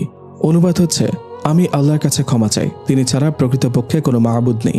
তিনি চিরঞ্জীব, চিরস্থায়ী, এবং তার কাছে তাওবা করি। এ দোয়া পড়লে আল্লাহ তাকে ক্ষমা করে দিবেন, যদিও সে যুদ্ধক্ষেত্র হতে পলায়নকারী হয়। আবু দাউদ শরীফ হাদিস নাম্বার 1517। অর্থ, হে আল্লাহ, তুমি আমার প্রতিপালক। তুমি ছাড়া কোনো ইলাহ নেই। তুমি আমাকে সৃষ্টি করেছ। আমি তোমারই গোলাম। আমি যথাসাধ্য তোমার সঙ্গে প্রতিজ্ঞা ও অঙ্গীকারের ওপর আছি। আমি আমার সব কৃতকর্মের কুফল থেকে তোমার কাছে পানাহ চাচ্ছি। তুমি আমার প্রতি তোমার যে নিয়ামত দিয়েছ তা স্বীকার করছি, আর আমার কৃত গুনাহের কথাও স্বীকার করছি। তুমি আমাকে মাফ করে দাও, কারণ তুমি ছাড়া কেউ গুনাহ ক্ষমা করতে পারবে না। এই দোয়া সকালে পড়ে রাতে আগে মারা গেলে অথবা রাতে পড়ে সকালের আগে মারা গেলে সে জান্নাতে যাবে। বুখারী শরীফ হাদিস নাম্বার 6306। পবিত্র কোরআনুল কারিমে তওবা করার ব্যাপারে তাগিদ দিয়েছেন। যে কেউ দুষ্কর্ম করে অথবা স্বীয় জীবনের প্রতি অত্যাচার করে পরে আল্লাহর নিকট ক্ষমা প্রার্থী হয়, সে আল্লাহকে ক্ষমাশীল, করুণাময় পাবে। সূরা নিসা আয়াত 110। নিশ্চয়ই মুনাফিকরা জাহান্নামের নিম্নতম স্তরে অবস্থান করবে এবং তুমি কখনো তাদের জন্য সাহায্যকারী পাবে না, কিন্তু যারা তওবা করে ও সংশোধন হয় তারা ব্যতীত। সূরা নিসা আয়াত 145 থেকে 146। যারা ঈমানদার নর নারীর ওপর জুলুম নির্যাতন করেছে এবং পরে তওবা করেনি তাদের জন্য জাহান্নামের আযাব ও দহন যন্ত্রণা রয়েছে। সূরা বুরুজ আয়াত 10। আল্লাহ অন্যত্র বলেন, হে মুমিনগণ, তোমরা সবাই আল্লাহর দিকে প্রত্যাবর্তন করো যাতে তোমরা সফলকাম হতে পারো। সূরা নূর আয়াত 31। অজু ছাড়া যে কোনো সময় পড়তে পারবেন, যে কোনো একটা ইস্তেগফার পড়লে হবে। আবার চাইলে সব পড়তে পারবেন। এটি যত খুশি পড়তে পারবেন, এটির সীমাবদ্ধতা নেই। এভাবেই কিছু সুখ দুঃখ আর কিছু ভালোবাসায় কেটে গেল আরও 5টি বছর। এই 5 বছরে অনেক কিছু পাল্টে গেছে। তোফা আর আবরার আরও 2টো সন্তানের জনক জননী হয়েছে। তাজওয়ার গত বছর এক হাফেজা মেয়েকে বিয়ে করেছে, সেও আলোর পথে ফিরে এসেছে। আনাস আর সাইদার ঘরে ওদের জান্নাত হয়ে আগমন করেছে ওদের একমাত্র মেয়ে মারওয়া। ওর বয়স এখন বছর 3 হবে। ওর দুষ্টুমিতে পুরো বাড়ি এখন সব সময় সরব থাকে। অথচ কিছুদিন আগে আসাদের অকাল মৃত্যুতে বাড়িতে নেমে এসেছিল ঘোর নীরবতা। আল্লাহর লীলা বোঝার ক্ষমতা কারণেই। মারওয়া তো তোফা বলতে অজ্ঞান, হবেই বা না কেন? ও তো পুরোই ফুপির কার্বন কপি। সাইদা আক্ষেপ করে বলে, ওকে আমার মেয়ে বলে কেউ বিশ্বাস করবে? পুরোই ফুপির মতো হয়েছে। আর আমার থেকে তো মনে হয় ওর ফুপির সাথেই টান বেশি। আজ ভাবিরা যাওয়ার সময় কি কান্নাই না করলো। ভাগ্যিস আম্মুর সাথে গিয়েছিল, তা না হলে তো আমার এই অবস্থায় আমি ওকে কিভাবে সামাল দিতাম। আর এ সময় আপনিও তো ভাবিদের সাথে দৌড়াদৌড়িতে ব্যস্ত ছিলেন, তা না হলে দেখতেন আপনার আদরের দুলালি আমার অবস্থা কাহিল করে ফেলেছিল। বাবারে, এখন এতটুকু থাকতেই ওর অত তেজ, না জানি বড় হলে আরো কত তেজ হবে। আনাস মুচকি এসে ওকে পেছন থেকে জড়িয়ে ধরে বলল, আচ্ছা তুমি আমার রাজকন্যাকে নিয়ে পড়ে আছো কেন? ওকে নিয়ে তোমার এত চিন্তা করতে হবে না। ওর বাবা এখনো বেঁচে আছে, বুঝলে? ওর চিন্তা বাদ দিয়ে তোমার অনাগত রাজপুত্রের চিন্তা করো। সাইদা আনাসের কথা শুনে অবাক হয়ে ওর দিকে তাকিয়ে রইল। আনাস ওর নাক টেনে দিয়ে বলে, এভাবে কি দেখা হচ্ছে? আপনি জানলেন কি করে যে আমাদের ছেলে সন্তান হবে? আমার কেন জানি মনে হচ্ছে এবার আমাদের ছেলে সন্তান হবে। আল্লাহ আমাকে মেয়ে দিয়ে যেমন আমার মনের আশা পূরণ করেছেন, তেমনি তোমার মনের আশাও পূরণ করবেন ইনশাআল্লাহ। সাইদা বাচ্চাদের মতো গাল ফুলিয়ে বলল, আচ্ছা আপনি সবসময় আমার মেয়ে করেন কেন? আমাদের মেয়ে বলতে পারেন না? ও বুঝি শুধু আপনারই মেয়ে, আমার কেউ না? আনাস হাহা করে ঘর কাঁপিয়ে হেসে উঠল। সাইদা ভেবাচাকা খেয়ে বলল, আমি এখানে এত হাসির কি বললাম? আনাস হাসি থামিয়ে ওর গাল টেনে বলল, তোমাকে একেবারে বাচ্চাদের মতো লাগছে। কেউ না দেখে বিশ্বাসই করবে না যে তুমি যে 2 বাচ্চার মা হতে যাচ্ছ। আমাকে তো সবসময় আপনার বাচ্চাই মনে হয়। কি করব বলো, তুমি তো এখনো আমার কাছে পিচ্চি রয়ে গেছো। তা তো সবসময় বলেন। দেখি সরুন তো, খুব ঘুম পাচ্ছে আমার। এই দেখুন আপনার আদুরিকে কি আমি এমনিতে বকা দেই? দেখুন শোয়ার অবস্থা। অথচ সাফাকে দেখুন, মাত্র 5 বছর বয়সে কি বুঝতারের মতো চলাফেরা করে। কত শান্ত একটি মেয়ে, সবার কলিজাও। সাফা খুব শান্ত একটি মেয়ে। আহনাফ তো বাপের কার্বন কপি, কিন্তু সুবাহ বাপেরও তো আমার বোনটাকে সব সময় জ্বালিয়ে মারে। ও একেবারে তোমার মতো হয়েছে, দেখতেও একরকম, আর রাগটাও তোমার পেয়েছে। লোকে তো আর এমনি এমনি বলে না যে বেশিরভাগ ফুপি ভাইজি একজাত হয়। একটা কথা বলি, তুমি রাগ করো না। মারোয়া কিন্তু তোমার রাগ পেয়েছে। সব খারাপ গুণই তো আমার পাবে। এমনিতেই মন খারাপ, ভাইয়াদের সাথে আমাদের যাওয়ার কথা ছিল, অথচ আমার এই অবস্থার জন্য যেতে পারলাম না। ছোট ভাইয়া আর ছোট ভাবিও সামনের মাসে ওমরা করতে যাচ্ছে, শুধু রয়ে গেলাম আমি। তার উপর ওনার এসব কথাবার্তা। আনাস সাইদার কথা শুনে সাইদার মাথায় হাত বুলিয়ে মিষ্টি স্বরে বলে, আমি তো বললাম এই অবস্থায় মন খারাপ করে না থাকতে। আমরা সামনের বছরই হজ করতে যাব ইনশাল্লাহ। এবার খুশি তো? সাইদা এই কথা শুনে খুব খুশি হয়। সে পাশ ফিরে আনাসকে জড়িয়ে ধরে বলে, সত্যি? সত্যি। এবার লক্ষ্মী মেয়ের মতো ঘুমিয়ে পড়ো তো। সাইদাও বাধ্য মেয়ের মতো ঘুমানোর চেষ্টা করে। আনাস মুচকি এসে ওর 2 পৃথিবীকে পাশে নিয়ে ঘুমের দেশে পাড়ি জমায়। আবরার, তোফা ও তাদের 3টি সন্তান সাফা, সুবাহ, আনাফকে নিয়ে আজ দুপুরে মক্কার উদ্দেশ্যে যাত্রা করে। ভালো থাকুক তোফা ওর স্বামী সন্তান নিয়ে, সুখে থাকুক সাইদার মতো হাজারো আলোর পথে ফিরে আসা বোনেরা। সবর করা খুব কষ্টকর, তাই না? কিন্তু এর ফলও তো অত্যন্ত মিষ্টি হয়, তা আমরা সবাই জানি। যে বিষয়ে সবর করা হয় সেটা যত বেশি কঠিন হোক না কেন, সেটার ফলও কিন্তু ততটাই মিষ্টি। শুধু সব কিছুতে সবর করা লাগবে। কোনো কিছুর ওপর সবর করা অনেক কষ্টের বলেই পুরস্কার হয় একেবারে অন্যরকম, যা আমরা কখনো কল্পনাও করি না। শুধু সবর করার কারণেই আজ তোফা এতটা সুখী। যদি তোফা জোর করে ওর অধিকারের জন্য আবরারকে চাপ দিত, ওকে ভালোবাসার জন্য জোর করত, হয়তো জোরপূর্বক সে সফল হতো। কিন্তু এখন সে যে শান্তি আর সুখ অনুভব করছে, সেটা হয়তো কখনো সে অনুভব করতে পারত না। তাই আমাদের সবার উচিত সবর করা।